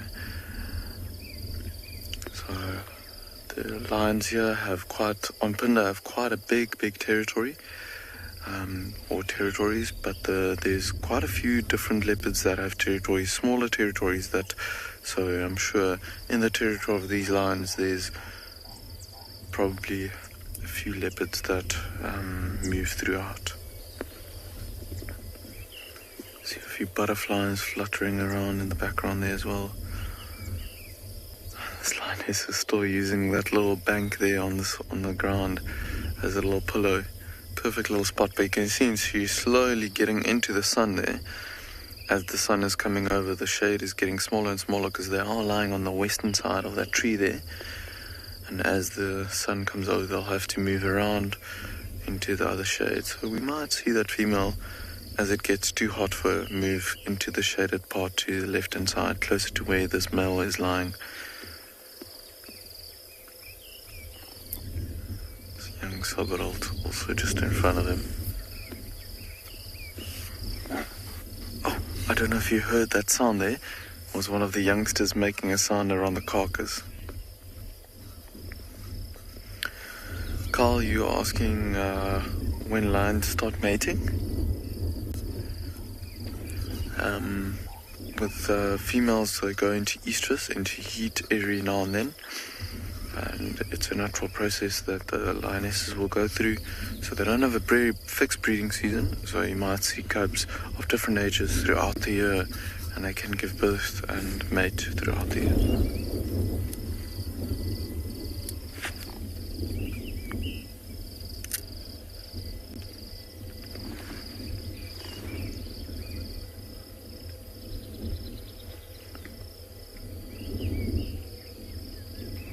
Can see the one youngster just a little bit to the right of these two is just starting to open its mouth and pant quite heavily. It's just looking in the opposite direction now. You can see the black behind the ears there. It's looking away from us. Let's see if it turns its head around. There you can see the mouth is open, turning towards us now, and panting quite heavily. It's heating up very quickly now.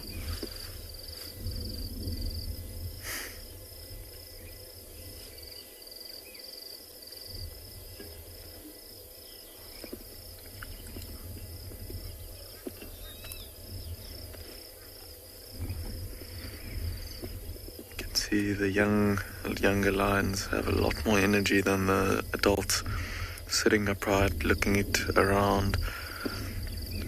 Not really falling asleep as quickly as the others are.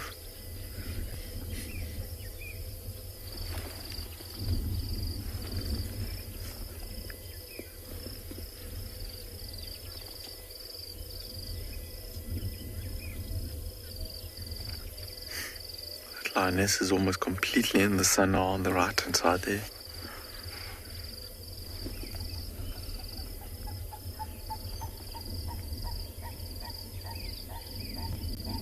Hear the purple-crested taraka calling in the background there.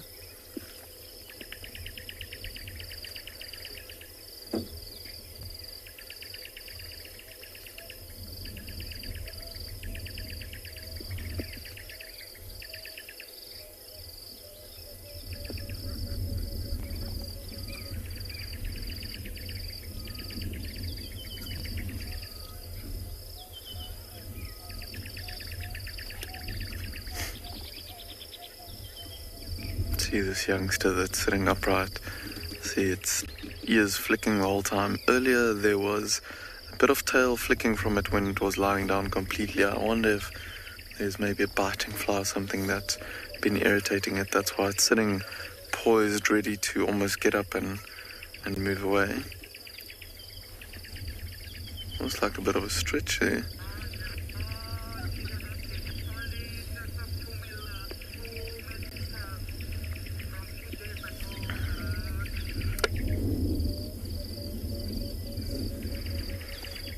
The light catching its face there as well.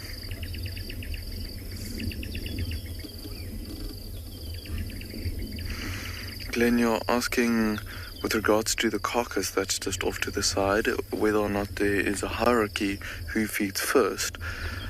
There definitely is, with these male lions being here. As soon as one of the females or these males have made the kill, the males will come and try and dominate over the carcass and fight with the females and maybe these subadults as well, and dominate over the carcass as much as possible, and they'll eat their fill first. But these small cubs, they don't have I think if they were here while the males were feeding, they probably wouldn't have had too much of a worry. And often you'll see very small cubs feed even while the males are feeding, and the males are often not too aggressive to the youngsters around a carcass. Almost like they know they are innocent and they don't really know the hierarchy just yet. And then as they get older, all the lions will try and fight over their piece, but the males can be quite aggressive towards other lions. And then the females and the younger lions will come in and join in if there's a space or a little spot for them to feed.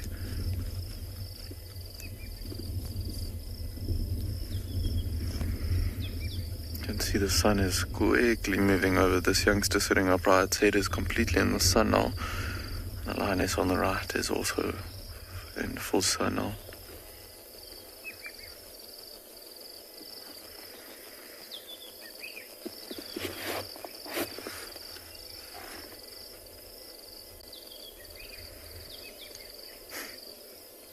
Youngster is sitting and looking past us here into the distance. It looks like she wants to fall asleep. Oh, they've all just heard something too close to the carcass. Here comes the lioness out of the thicket. That's what they were looking at. Let's see if the cubs follow her.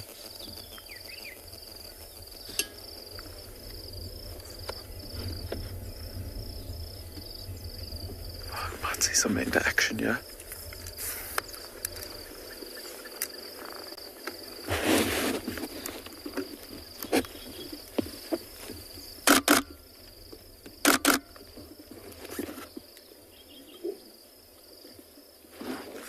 Coming and pushing each other away from the lioness there. Oh, there's a bit of a claw to him.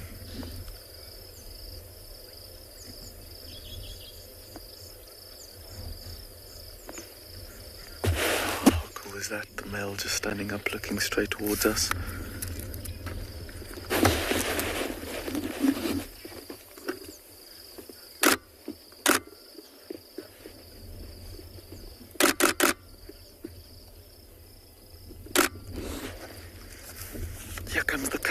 Here comes the cubs out of the bush.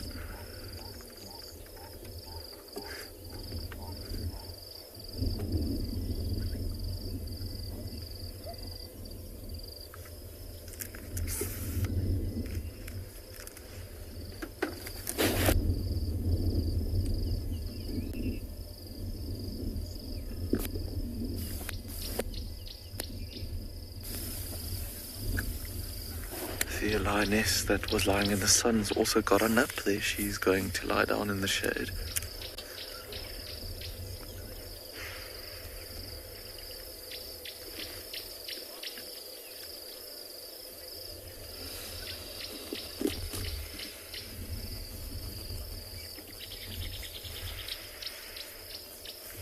Sarah, so these youngsters are not in a den anymore, but if the mom would have left them in a den site when they were still very small, they would actually stay put and they wouldn't follow her, because they would be too small, and she would also wouldn't want them to follow her because of the dangers that might be out there when they are too weak to move around and move quickly. Don't know if you can hear that, but there's some impalas behind us that have spotted these lions that are now alarm calling to them. Look at the youngsters looking at them. Very interested in these impalas alarm calling.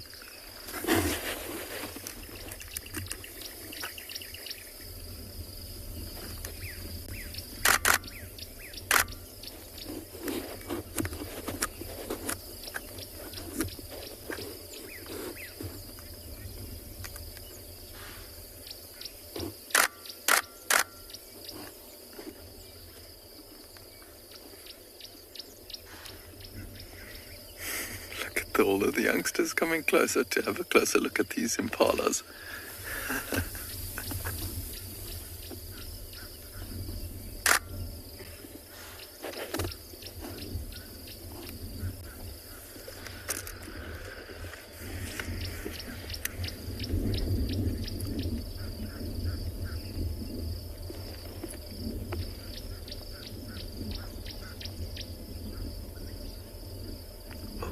One's getting up and coming closer.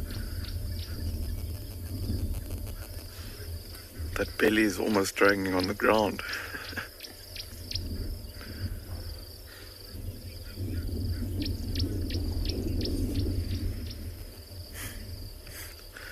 While we see what these youngsters are up to, we are gonna stick around. We might just try and reposition our vehicle a little bit. But yeah, we're gonna stick around for now and see what these lions get up to. I think they might all be in for a nice mid-morning snooze.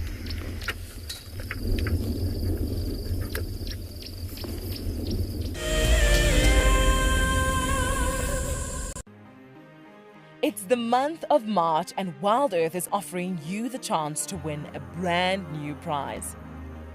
Sign up to be a WildEarth Explorer and you could win a 5-day eco-training ranger experience for 2. Eco-training is the pioneer and leader in safari guide and wildlife training in Africa. The lucky winners can look forward to approaching dangerous game on foot, tracking and 4x4 driving, learning about animal behavior, and even spending one night sleeping out under a blanket of stars. In addition, you will also get the exclusive opportunity to join the WildEarth team on the broadcasting vehicle. Sign up to be an explorer now, and it could be you that wins this life-changing experience. Terms and conditions apply.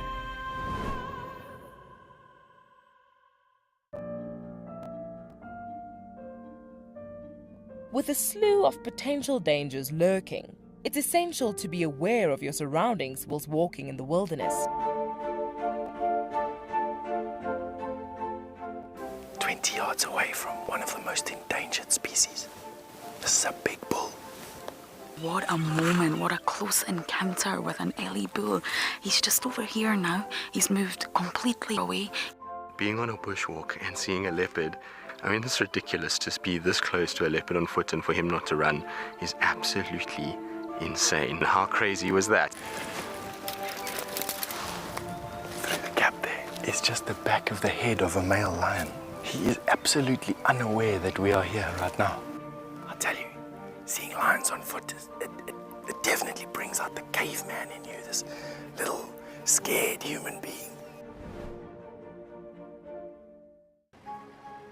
I love being a cam op for WildEarth. The animals coming right up close to you, especially like lions.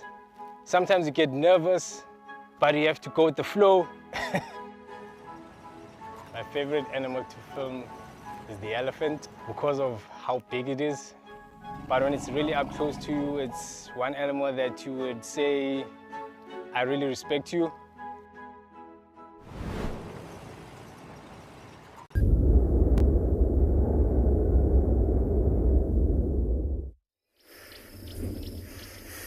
These youngsters are being absolutely adorable and just keeping an eye on all the impalas and wildebeest that are moving over the open plain behind us. But their eyes seem to want to close, but their curiosity is getting the better of them. So they just bob their heads up every now and then when there's a bit of movement behind us.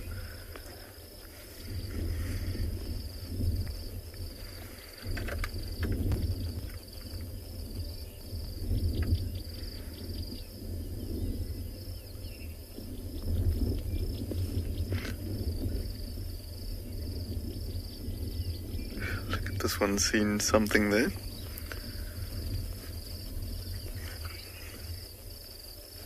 DJ, they are absolutely adorable, and can't imagine that in 6 months to 8 months time they're going to be the same size as the young sub-adult that is sitting behind them there upright. They grow up too quickly for my liking.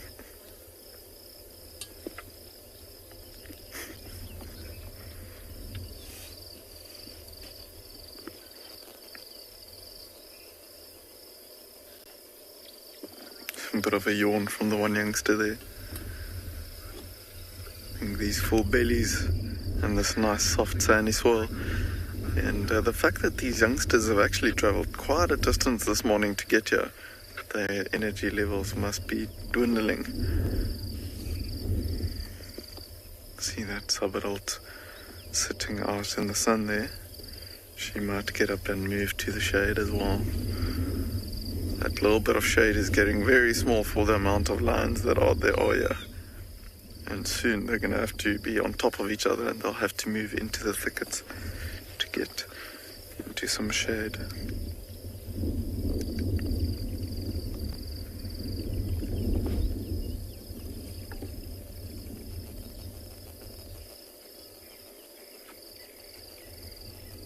There we go. The youngster that we were talking about's just gotten up. Let's see if it can find a spot. Yeah, I found a spot just in the middle there.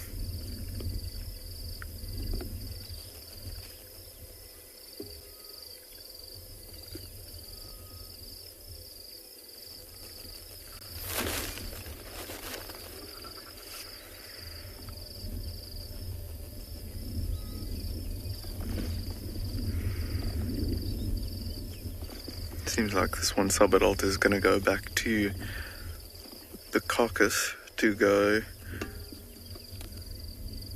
try and feed a little bit more and fill that stomach up a little bit more. But while these lions are going to be disappearing into the thickets and start falling asleep, I think we're going to leave them and we'll send you over to rule at Ngala.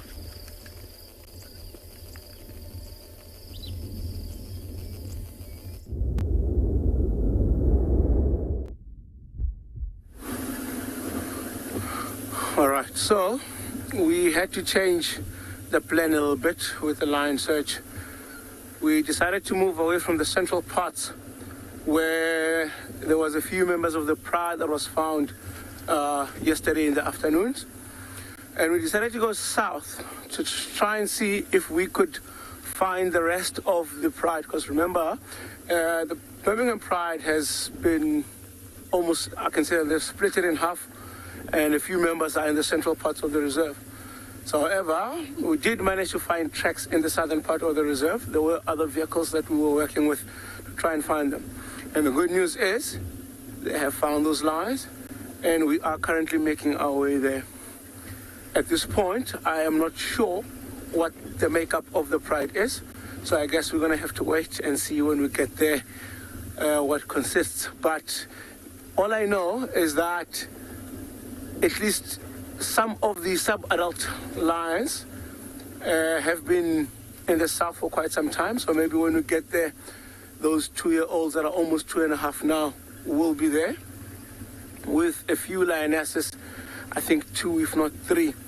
So because they could have also split up along the way in the past couple of days that we haven't seen them, it would be nice to see what the makeup of that pride is, if the other male is also with them, or if it is just the females and those sub-adults. So if you guys just hang on for a few more minutes, we should be there.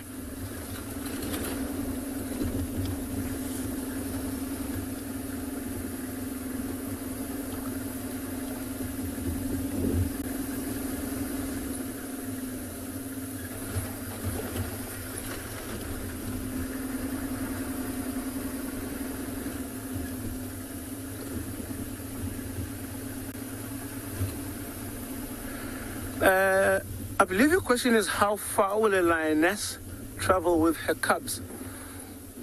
That depends on the age of the cubs. If they are still small, of course, she's going to keep them in more or less the same area. And the older they get, the bigger the distance they can cover. In this case, what I've seen with this pride in particular, the Birmingham Pride, once the cubs are somewhere around a year, they can actually get them to walk quite a long distance. And sometimes we even think that they made them move too far. But I think when at the age where these ones are about 2.5 now, they can go as far as the whole pride can go. But when the cubs are still small, they would move very short distances and keep them there for a while, then move them again, and so forth.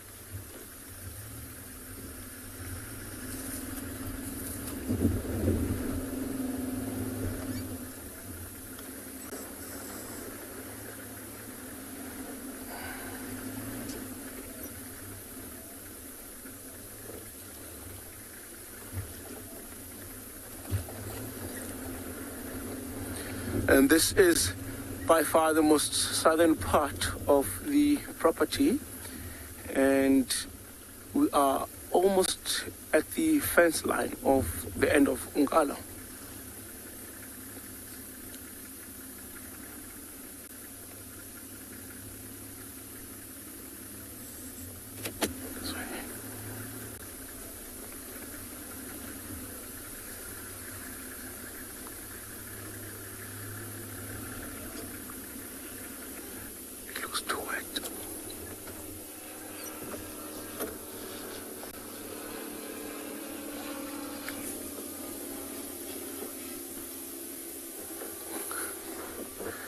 There we go.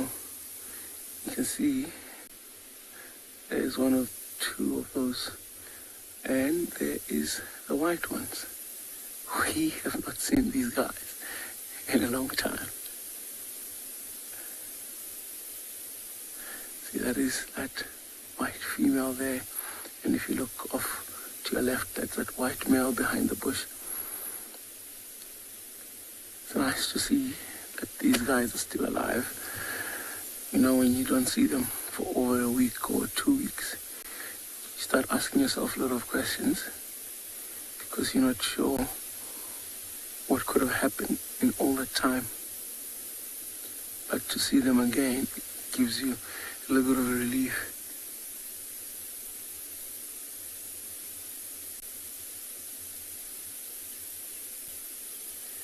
Looks like there's also a big male there. Just wondering if it is the Ross male or that Birmingham young male. So maybe.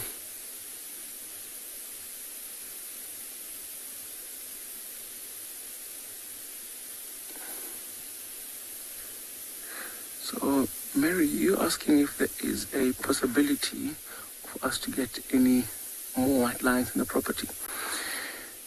I believe so. I think yes, that possibility is still there because the gene pool is still within these lions.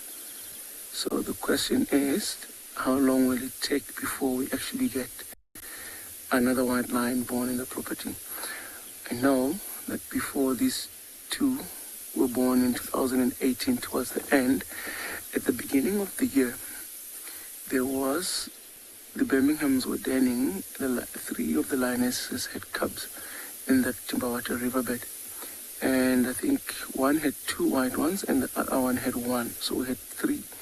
But it was unfortunate that those cubs were born during a very bad time where there was a change in the dominant males, which means these 2 males had just moved into the property, taken over the territory, and because they had pushed out the previous males, therefore they killed all the cubs that the lionesses had at that time, and which means we lost all three. But a few months later, I think 6 months later, that one of the lionesses gave birth, and that young male there was born. And a few months after he was born, the other female gave birth, and there was also that white female that we see there. So they are a few months apart from each other. So I don't know, maybe in the next 5-10 years or even more, we might be lucky enough.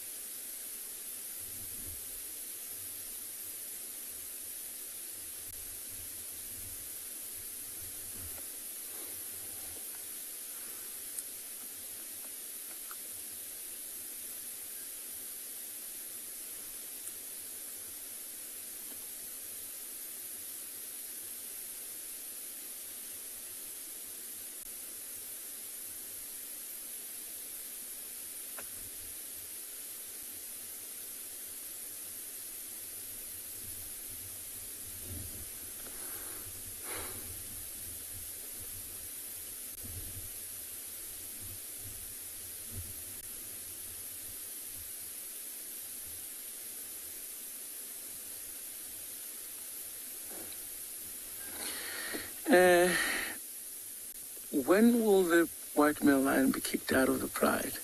So that is a very good question, and I think he is very, very close to that stage where he gets kicked out of the pride. That's an interesting development right there. I wonder what could be coming. Can you see? The whole pride just got up and ran in an easterly direction.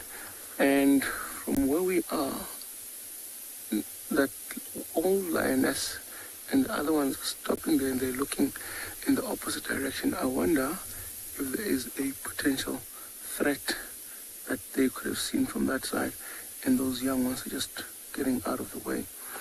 And that one there, I can now confirm, it is the Birmingham young male. That one young male was born of this pride, and the two Ross males, when they moved in, they tried to kill him, and he's made it through, survived for the past couple of years. It has been a very difficult couple of years for him, so he has not been kicked off to exile. Marianne, to get back to your question, I think because he's now at 2 years and a few months, so he will be sexually active within the next couple of months. Before he gets to 3, there's a possibility that he and his 2 other brothers there will get kicked out. So I think we'll spend a little bit more time here, wait around, see if there will be any other developments. In the meantime, we'll send you guys over to Steve.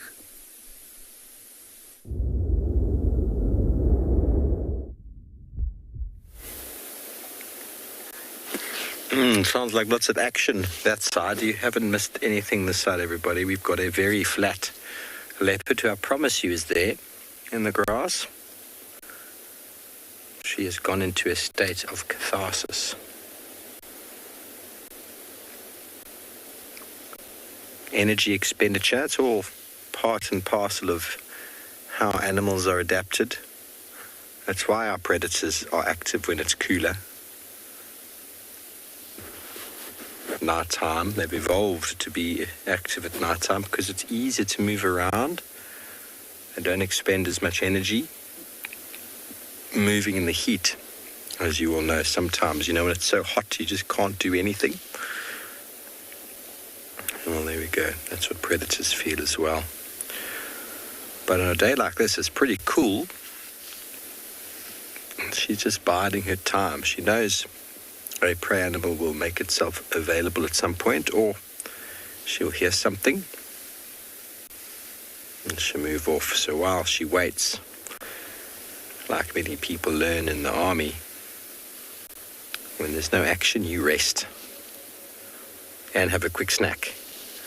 Eat some food, take a cat nap, because action could happen at any time. That's the perpetual state of these cats.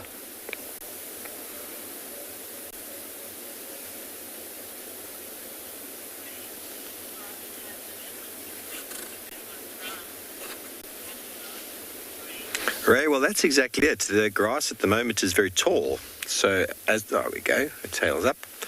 As the grass starts to dry out and go brown, her camouflage actually works even better. The grass at the moment is not necessarily the camouflage of the grass or her camouflage that's hiding her right now. Right now, it's the density of the vegetation that's making her invisible. But as the vegetation dwindles and diminishes, her disruptive camouflage, so those spots, the black, the white, the gold, all of that helps her to blend into the merest of vegetation, even flat on a leafy ground. She is almost invisible if she lays flat, because the disruptive markings are designed to break up her three-dimensional line, her three-dimensional sort of body shape, which is what these prey animals are trying to identify. The same goes for many of the other animals, such as kudu and nyala. They're able to vanish in the smallest of vegetations. But right now, it's mainly the density of the vegetation that's hiding her. But of course, if it was browner, she'd blend in even better. The brownness also comes with diminished grass. Grass starts to fall over. It also does make a little bit more noise when it's brown because it's dry. And they have to be even more careful when they walk and step. But you'll sometimes see leopards stalking on open ground on almost no vegetation at all. And when they lie flat, prey animals look and they can't see them. It's remarkable. Oh, hello. There you are.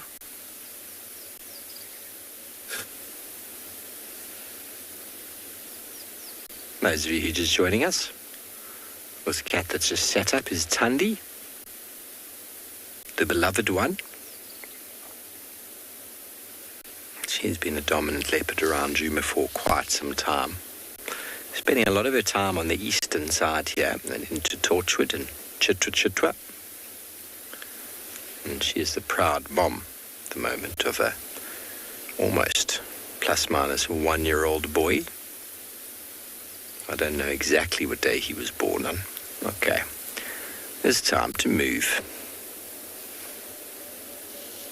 Sorry about the poll, everyone. We did have the roofs on this morning as it was raining slightly as we started.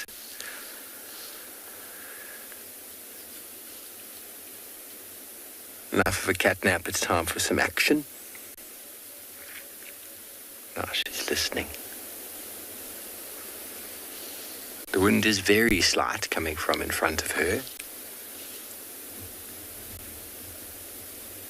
It's gusty and then it's quiet, gusty and then quiet.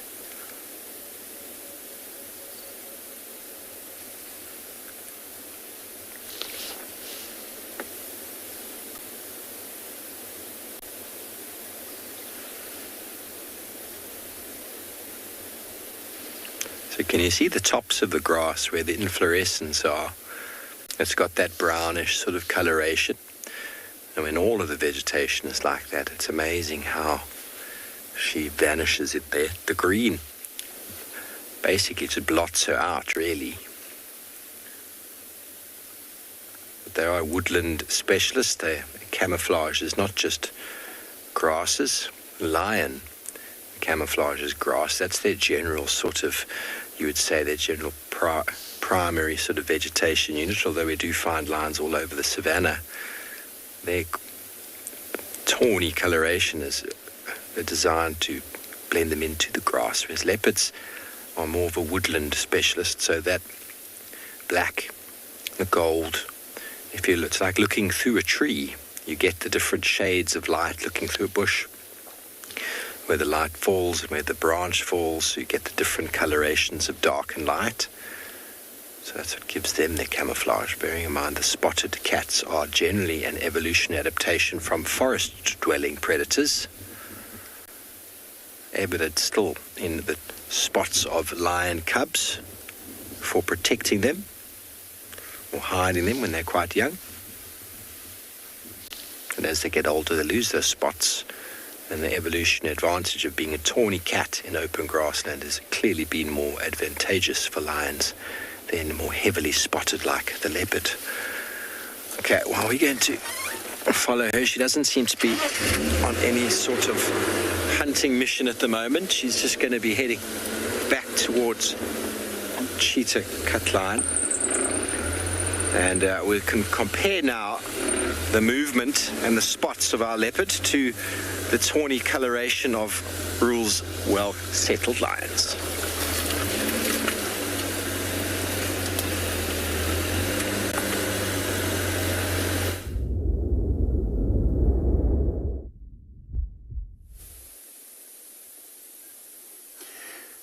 I must say I do agree.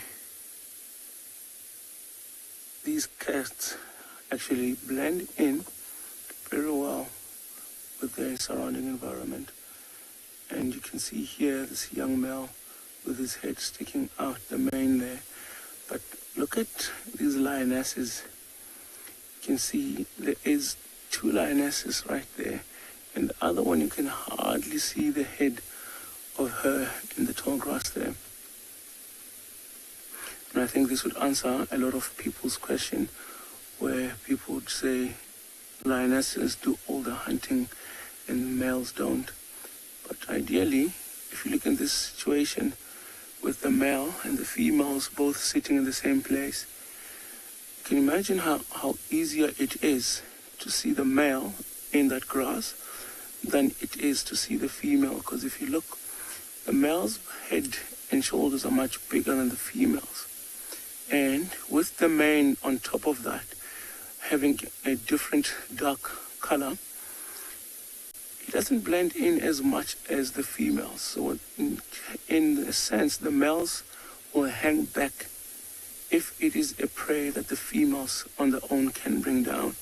Because if they join the hunt and the prey sees that mane or that big head of the male, the whole pride gets to lose the hunt. But if it is a big prey that they might need the weight of the male or the help there, then the males will join the hunt. But in most cases, because the male's bodies are too big, they just sometimes hang back and let the females do the job, because they know that the females can do it. In some cases, when the males are off patrolling, scent marking, sometimes they are away from the females for a number of days, close to a week. And at that time, they do need to hunt and eat. So they are capable of doing it themselves. In fact, we have seen 2 males, where each one male had a buffalo carcass about, say, 100 meters away from the other one. So it shows that these guys can hunt and are capable of hunting, but sometimes not to spoil the hunt for the rest of the pride is the best option. But also, they know that they get first rights when it comes to the feeding. And I can see in the distance that one lion is coming back this side. I wonder what happened maybe with the swell of the wind. It picked up a scent of something and they just decided to get out of the way. But you could see it's only those young ones that ran off, and the older lionesses and that young male actually stood their ground just to look around and see, was it really a potential threat, or was it something that they didn't need to worry about? And with them settling down like that, I guess it wasn't really anything to worry about.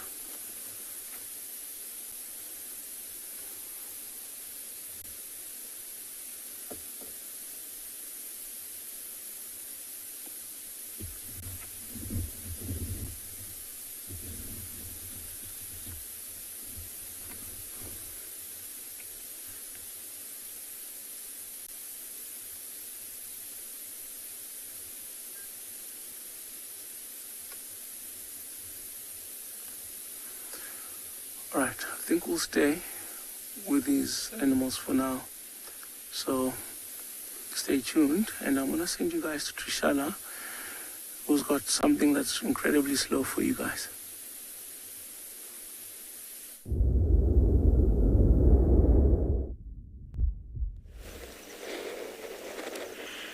And quite smelly, but I must say that this one is not that slow at all. It's a terrapin. It looks to be a serrated hinge terrapin. You see the serration at the back there.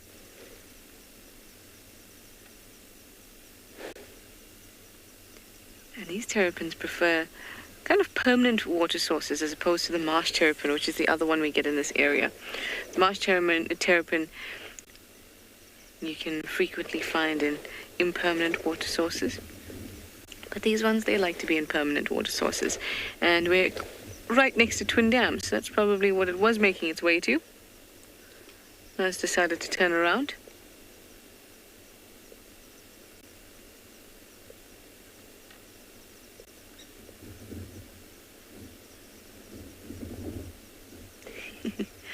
They remind me of babies and nappies, tortoises and terrapins, and they extend their legs, but they have this kind of thing covering their bottom almost. It looks like a nappy. Well, off it's gone. Let's just reverse a little bit so we can have a quick look at twin dams. Just... there we go. Actually, I'll just park a little bit forward. So we're in this area because a leopard was spotted in Little Gowrie, which is just south of here. So very likely it's Sibui. So I thought we'd just hang around in this area because she is known to walk in from that Baboon Pan area to Twin Dams. The wind is picking up. It's quite cold today, I must say.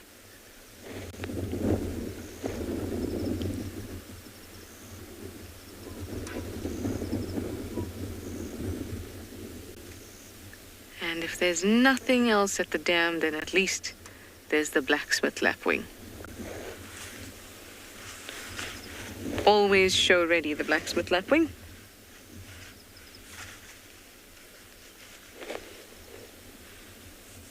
And you can see with the grass how windy it is.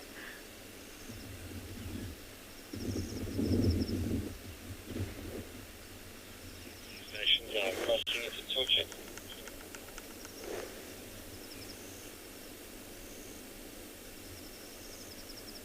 Beautiful long legs. And a very reliable bird. It's calling.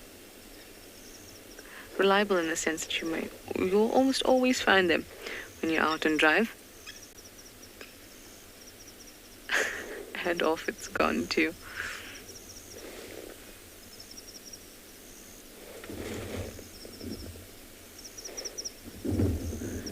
I was just listening out there, hoping to hear something like a nice call or alarm call. Let's just get up onto the dam wall, because that way we'll be able to see. Oh, let's look at our caterpillar quickly. We'll go onto the dam wall in a bit, because that way we'll be able to see over at Baboon Pan.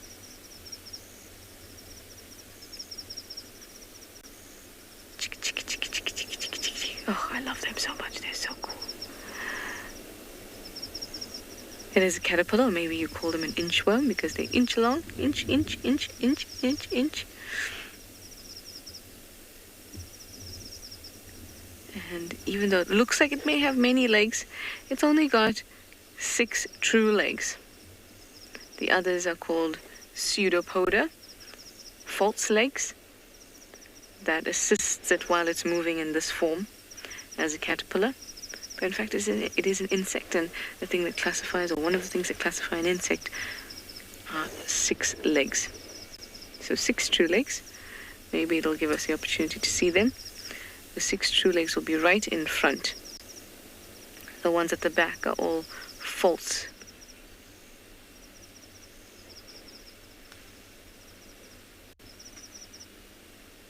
Nope, it's decided it's just going to hide. All right, let's pop up onto the dam wall.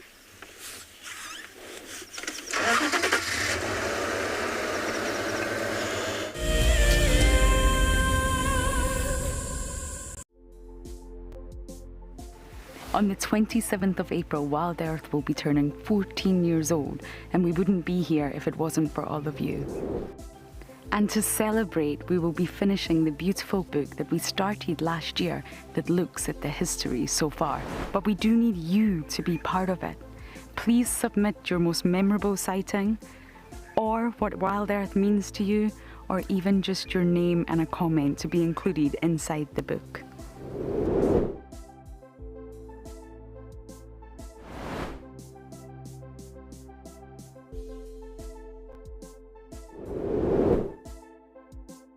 Head over to the website to add your name and reserve your copy. We are offering a 20% discount on all books bought before the end of March. And a big thank you to all of you who have contributed to the book so far. WildEarth explorer Jenny recently joined Tristan as he broadcast live from Djuma.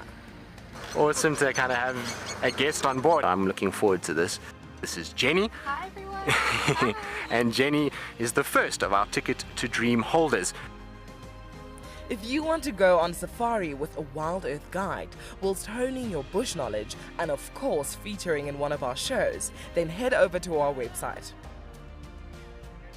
Literally being with Tristan on the vehicle today has been incredible. It has truly been a dream come true.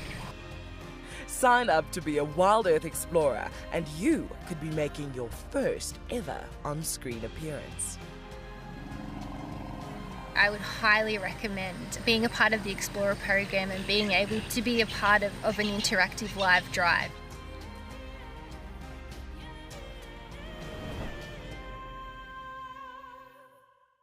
My name is Lauren and I'm currently working in Djuma Private Game Reserve here in South Africa.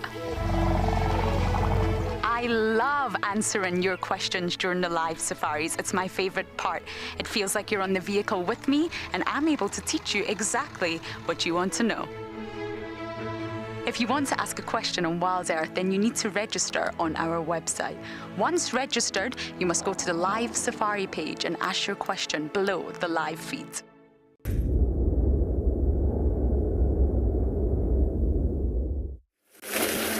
Hello everybody, welcome back. She's on the move. We're just going to try to keep up with her, giving her as much space as possible. There's a termite mound over there she might head towards. She is a very stealthy cat. She's moving with the wind directly east.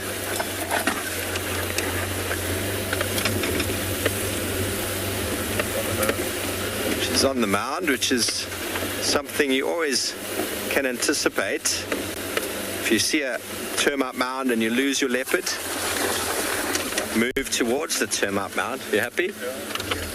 Move towards the termite mound and you've got a very good chance that she will go onto it. Steve, can you go? Hold on everybody. Go ahead, Jos.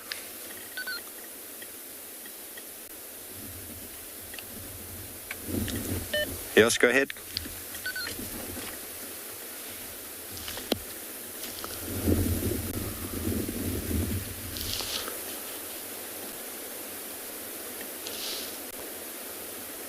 Such a beautiful girl. Yes, I'm standing by.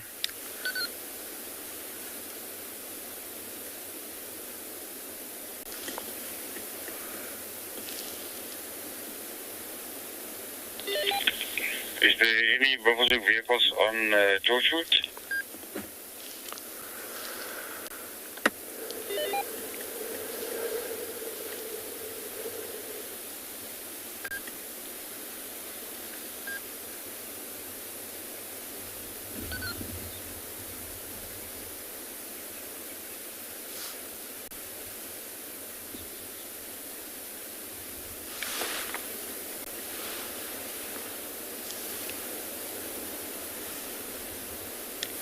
Yeah, yours come east from there.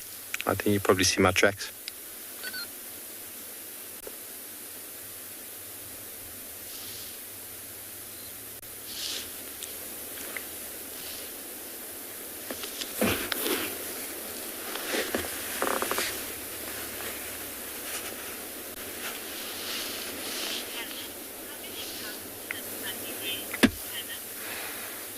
And I'm going to have to go back in the history books to answer the question for you there. I know of Tlalamba, or let's go Maribs, Tlalamba, Tamba, Kuchava. I only know the 4 personally, and I'm sure there's more. She's been around for a while. Female leopard, should I say, start breeding at about 3.5, 4 years of age. And she, must be 14, 15 now. So is that all of them? Please, who else knows the others? I haven't been introduced to her other offspring before, but I'm certain there's at least 1, maybe 2 more in there.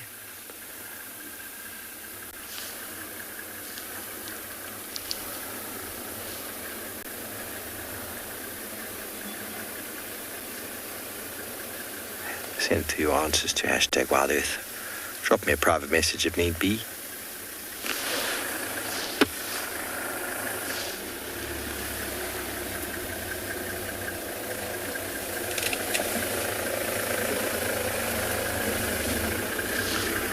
Joined by another vehicle, as you can probably hear. Thandi getting the most elevation she possibly can.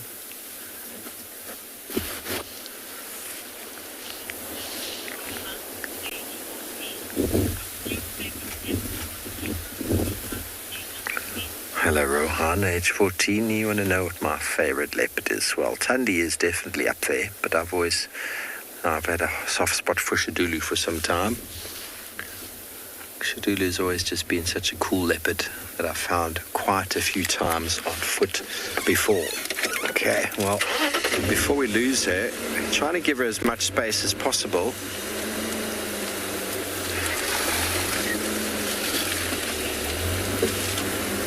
Amazing how they can just disappear.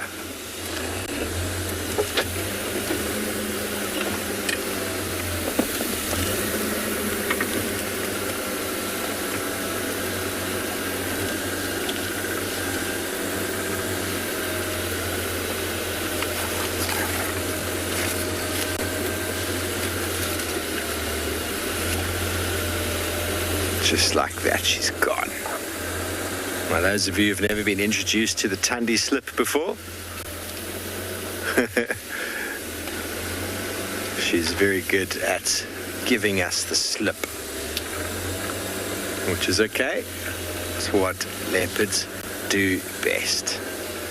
Okay, well, it doesn't sound like Rules Lions have given him the slip, so let's send you back over to him.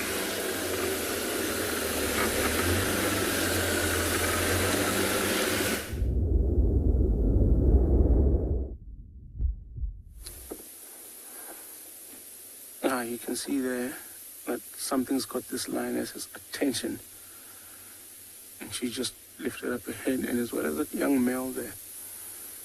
I wonder what they could be looking at. The rest of the pride is scattered amongst this tall grass, and with their size being relatively small, it's quite difficult to see but the tips of their ears and their heads.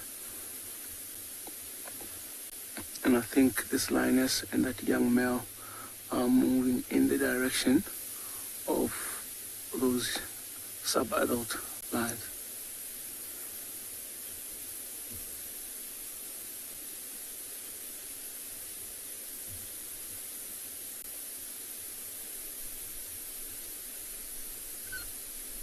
You can see when he walks, he's limping. That was an injury from a fight.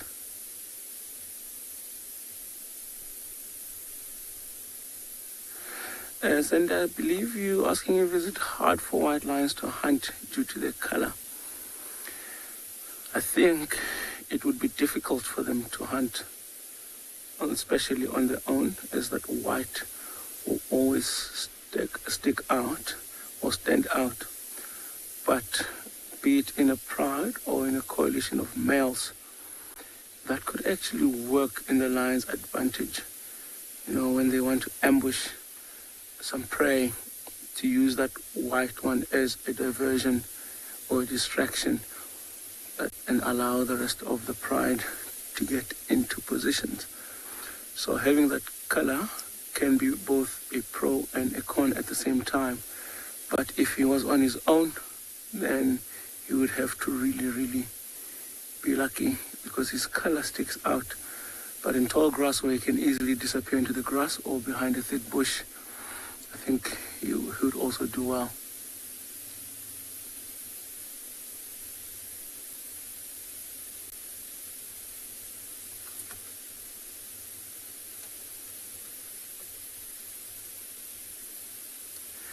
You can see they're still moving down towards the rest of the pride. I'm quite interested to see where they're gonna go, what's gonna happen from here on. And interestingly enough, you can see that young male been moving behind that female for the entire time that we've been here. But he is not the dominant male, and if she is in heat, it would be interesting to see if he's gonna mate, which is quite rare to see that this young male comes from this pride. And I see most of them there have also got their heads up, and it looks like they are on the move. So we might follow them and see where they head to. We're driving in a very thick place here, a lot of tall grass. We might lose them. All right, so we're gonna try and stick with them, see if we'll follow them to where they're heading. And I did hear some impalas earlier on in that direction that they're heading in, alarming. And I think it's when those sub-adults got up and ran. So maybe an impala would have seen these animals on that side. So what we're gonna do, we're gonna stick with them, follow for now, and see what the outcome will be.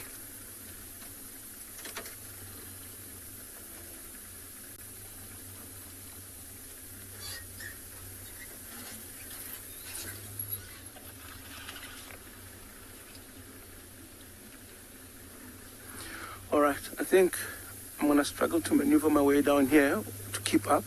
So I'm gonna send you guys over to Josh, and he'll give you guys an update while we try and stay with these lines.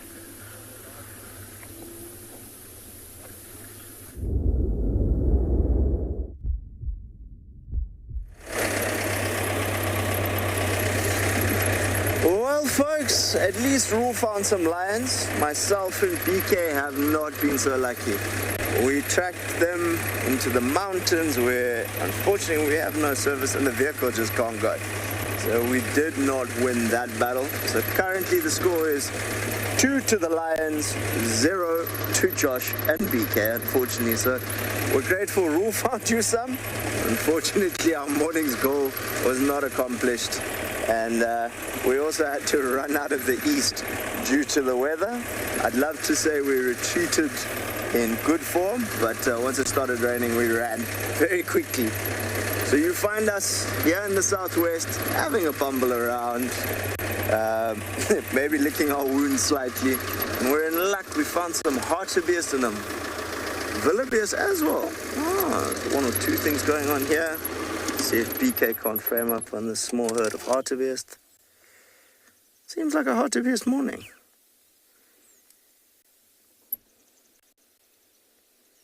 As I said earlier when we sat with that first individual, we don't have a huge amount of them in the west because of our two cheetah boys who are very partial to them.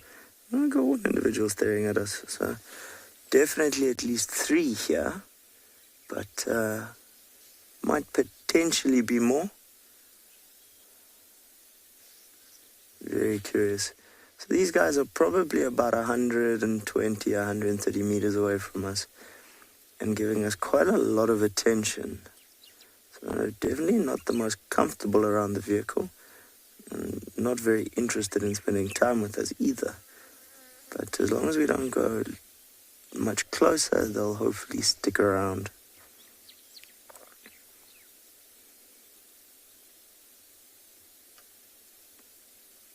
Nah, they're just not interested in us.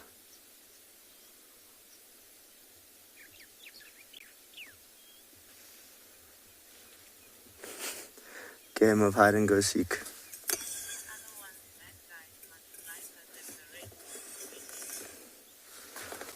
Why is the one's backside much lighter than the rest, Wendy? I'm not sure. I'd say that's just an individual characteristic more than anything else. They've all got fairly light backsides in general, Wendy. But obviously, like us, every individual will have small, unique characteristics. And in this case, the genetics for this individual might just lean towards a much lighter backside.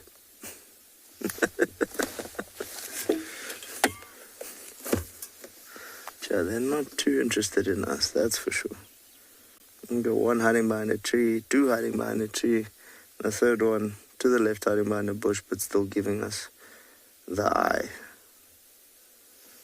Unfortunately, not the best visual, but they are there. What's landed on that one's back? A little bird. Don't know if BK might be able to punch in a little bit closer. So we don't get oxpeckers on Tswalu. They've been recorded before, obviously, but not a common one. I'd love to have known what bird decided to use that hartebeest as a rest post.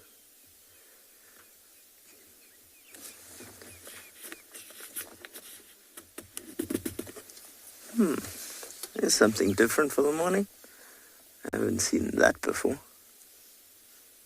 But I guess that's the beauty of nature. There's always something new. You can always learn something.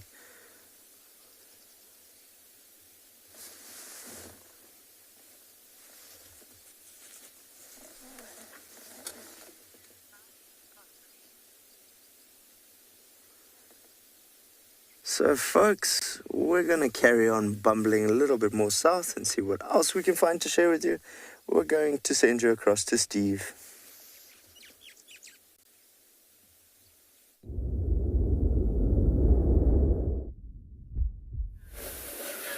Welcome back, everyone. Well, she's definitely on a little bit of a mission. Slowly forward, slowly back, using the wind and the cover to her advantage.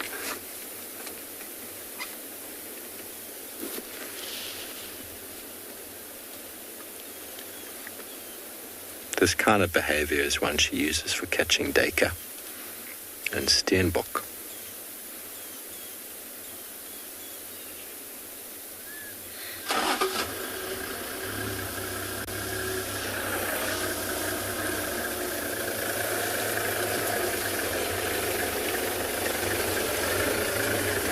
Apologies for the pole.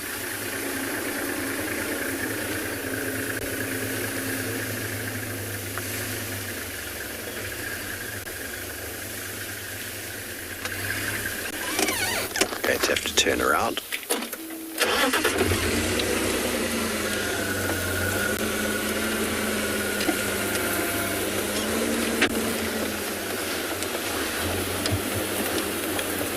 Another little termite mound over there she might go to. And hopefully preempt it.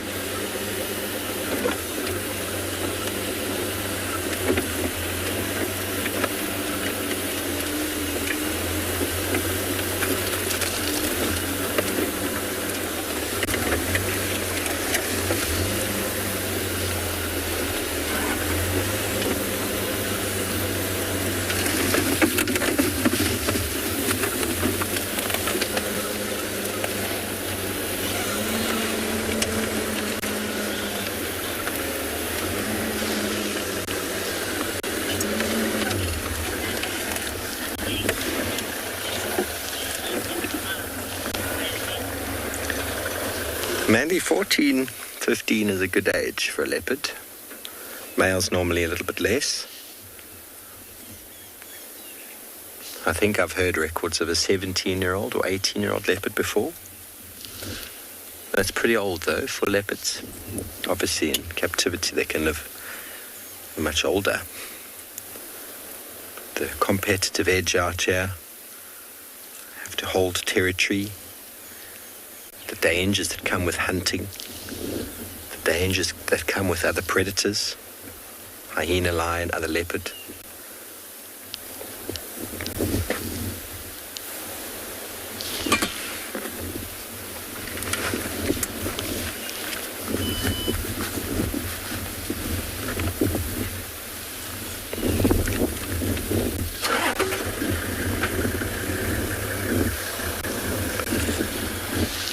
Okay, there you are.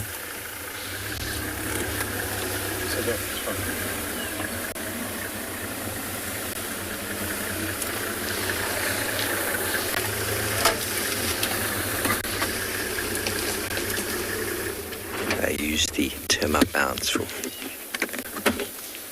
getting a little bit of height above this long grass. Such important strategies we see employed by leopard, lion and cheetah. When you're as short as they are in the long grass, which is your cover, it's also the cover of the prey animals you're trying to find.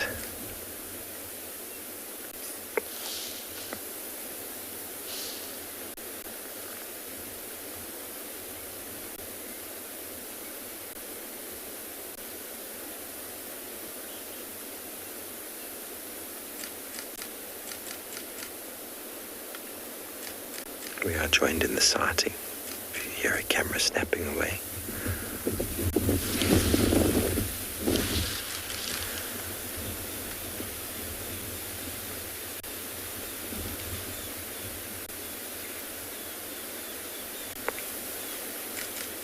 The queen on her throne.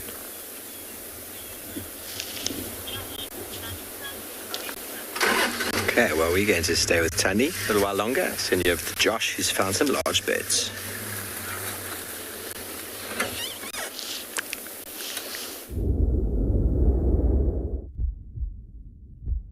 They're feeding.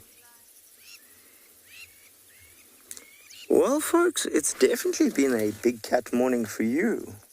Lions, Steve's got a leopard sitting on a termite mound. I'd love to say I'm not jealous, but I definitely am.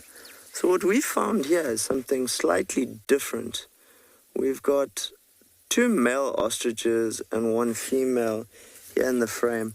And then to the left, who's just gone behind the bush, unfortunately, is a 3rd male. So we were just quite surprised to see the ratio, especially since they're not fighting or dancing with each other. But they do seem to be having quite a bit of movement. So we're actually not quite sure what's going on here. Now, having a look at the male's legs, I don't see that very pink sheen in the front, which would tell us that they're in heat and going to be trying to compete with each other for this lady's attentions. So I do wonder what's going on.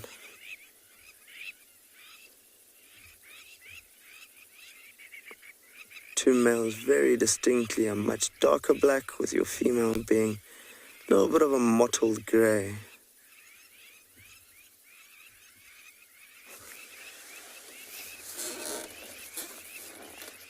We've got one very bemused wildebeest just staring at us as well. So there go these two.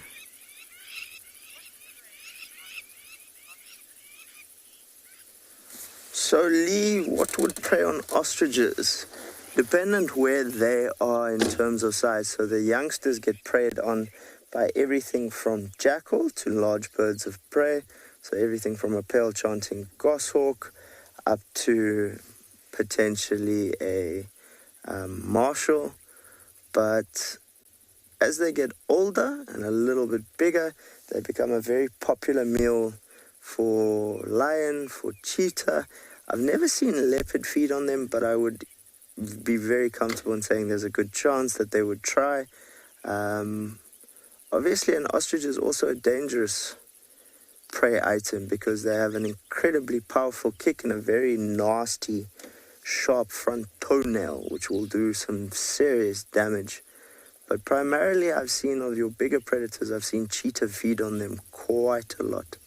Obviously the trick being just to get the mouth around the top of that neck as close to the head and bring the bird down to where it's no longer balanced or comfortable. But yeah, when they're tiny, they look like little chickens. They're vulnerable to a lot of predators. Radio going off there. Let's see if we can't get another visual. There we go. See if PK can get us another look there.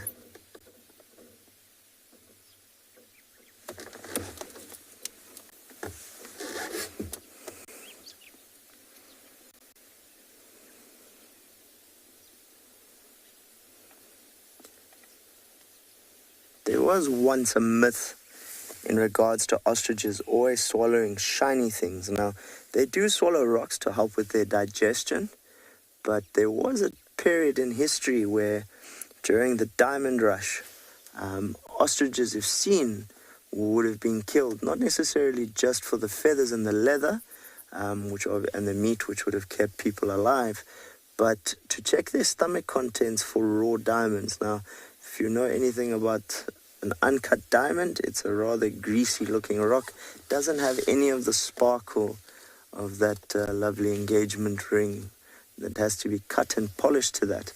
There was a belief that they would swallow anything shiny. And I do know more than one person that might have lost a watch or something at an ostrich farm.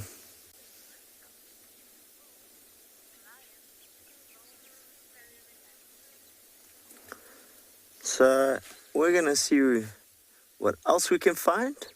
We're going to send you across for another big cat update with Rule.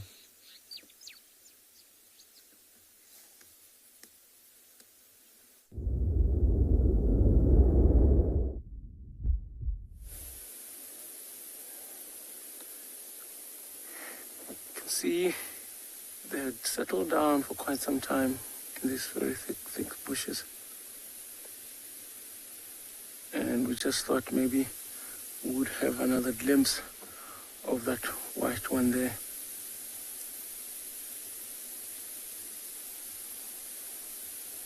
She seems to be a little bit restless, moving from one lion to the next.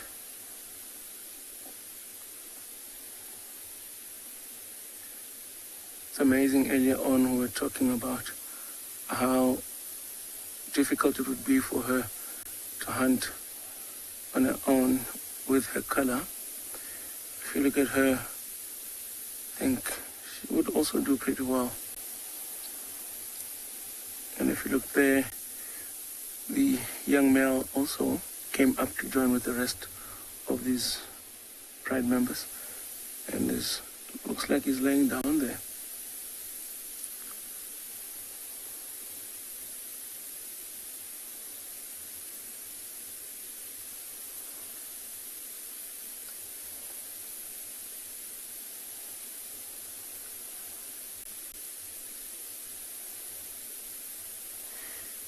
Now you can see how thick it is. We've had plenty of rain and there is plenty of water.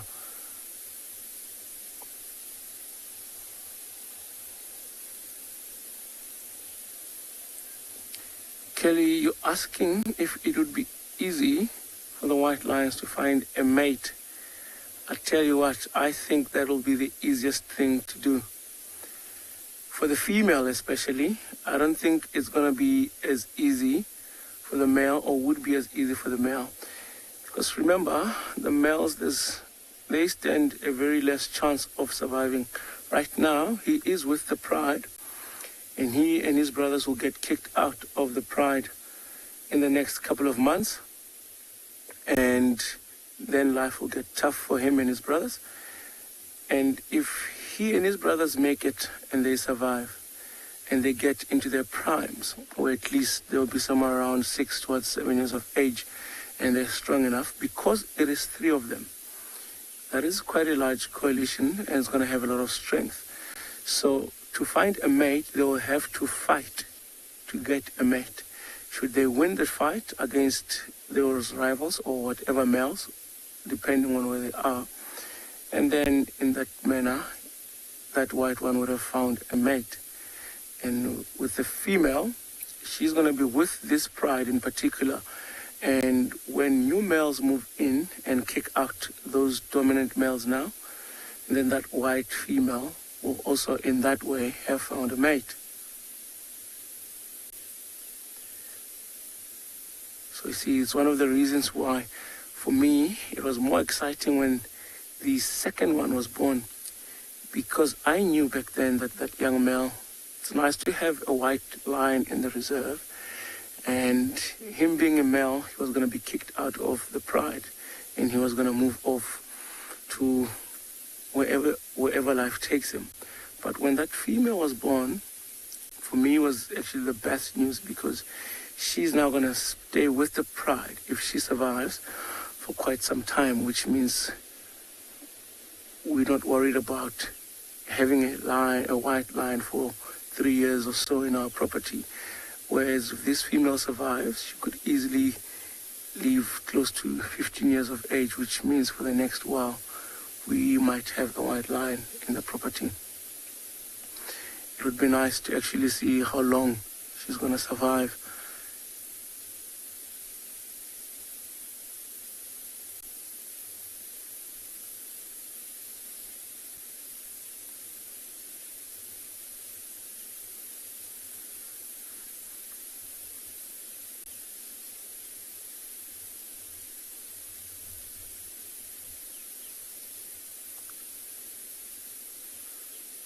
Yeah, so I think we're going to spend a few more minutes here with them, see what they get up to.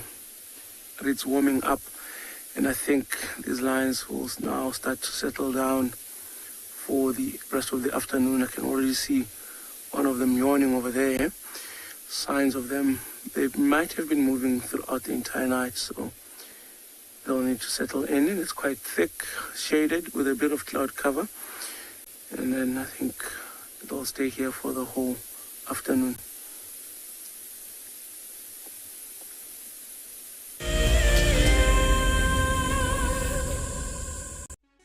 For all of you Wild Earth explorers who bought plaques, today is the day that you will make your very first safari on our vehicle. Because we are quite remote here in the bush, they have taken some time to arrive, but I am happy to say they are here and they look great. Marcel has spent the day attaching them. Let's take a look. Before we mount these nameplates, we just give a light dusting of green paint. This is to better match them to the color of the vehicles and also to decrease the reflectivity of the metal and thereby staying sensitive towards the animals.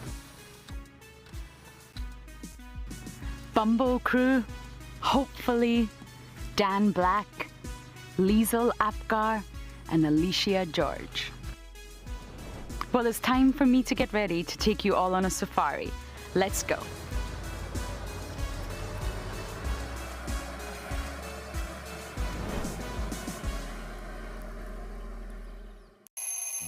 Our lives are dictated by alarm clocks, traffic jams, constant multitasking, and countless distractions. The wilderness is where many of us feel the most human. On a bushwalk, we become part of the natural landscape. As you step off the vehicle, everything comes alive.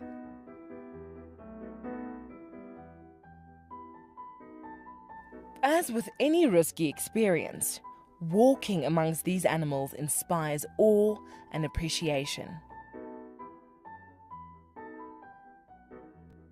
Now, it's your turn to go on a bushwalk. Join us from Pride Lands as we slow down our thoughts, put aside our distractions, and reconnect with a place that first taught us how to be human. My name is Steve, and one of my favorite things at WildEarth is getting questions from you. The type of questions that I really like are those ones that really help us to unpack and understand and really integrate the ecological knowledge and fully appreciate the importance that animals such as these Cape buffalo bring to the ecosystem.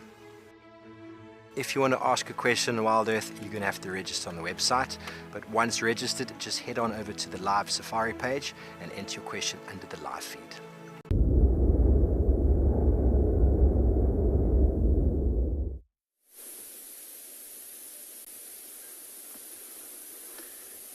It is always a pleasure or a treat to actually get to see these white lions here, or to see these lions in general, because, you know, a lot happens during one night in their life. When we are off sleeping, these animals are on the move, constantly avoiding all the dangers and threats. And I'm impressed that these pride has managed to keep these cubs safe for the past 2 years, 2.5 years, which is great. It means that they've done well. And I am glad that we actually eventually got to see them after not seeing them for quite some time. You can see there she's got her head up. You can see the other one stretching there as well, also showing signs that they might want to rest. So I believe that they'll be resting somewhere around here. Of course, they could move due to unforeseen circumstances if anything comes in or anything pushes them off. But otherwise, if nothing like that happens, they'll only move if the sun comes out and it starts warming up to try and get shade. But today we do have a very cool breeze, so they will be in this place for quite some time. I really think having to see them after so long is actually very, very nice, and it is a blessing.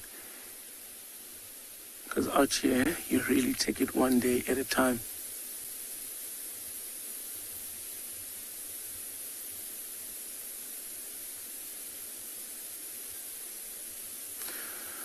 All right, I say everybody, thank you very much for joining us this morning. We hope that you guys had a very wonderful show, and we are still hoping to see you guys again in the afternoon and try and see if we'll be as lucky as we were this morning. It has been a wonderful morning, and it has been a blessing to actually get to see these white lions after a very long time.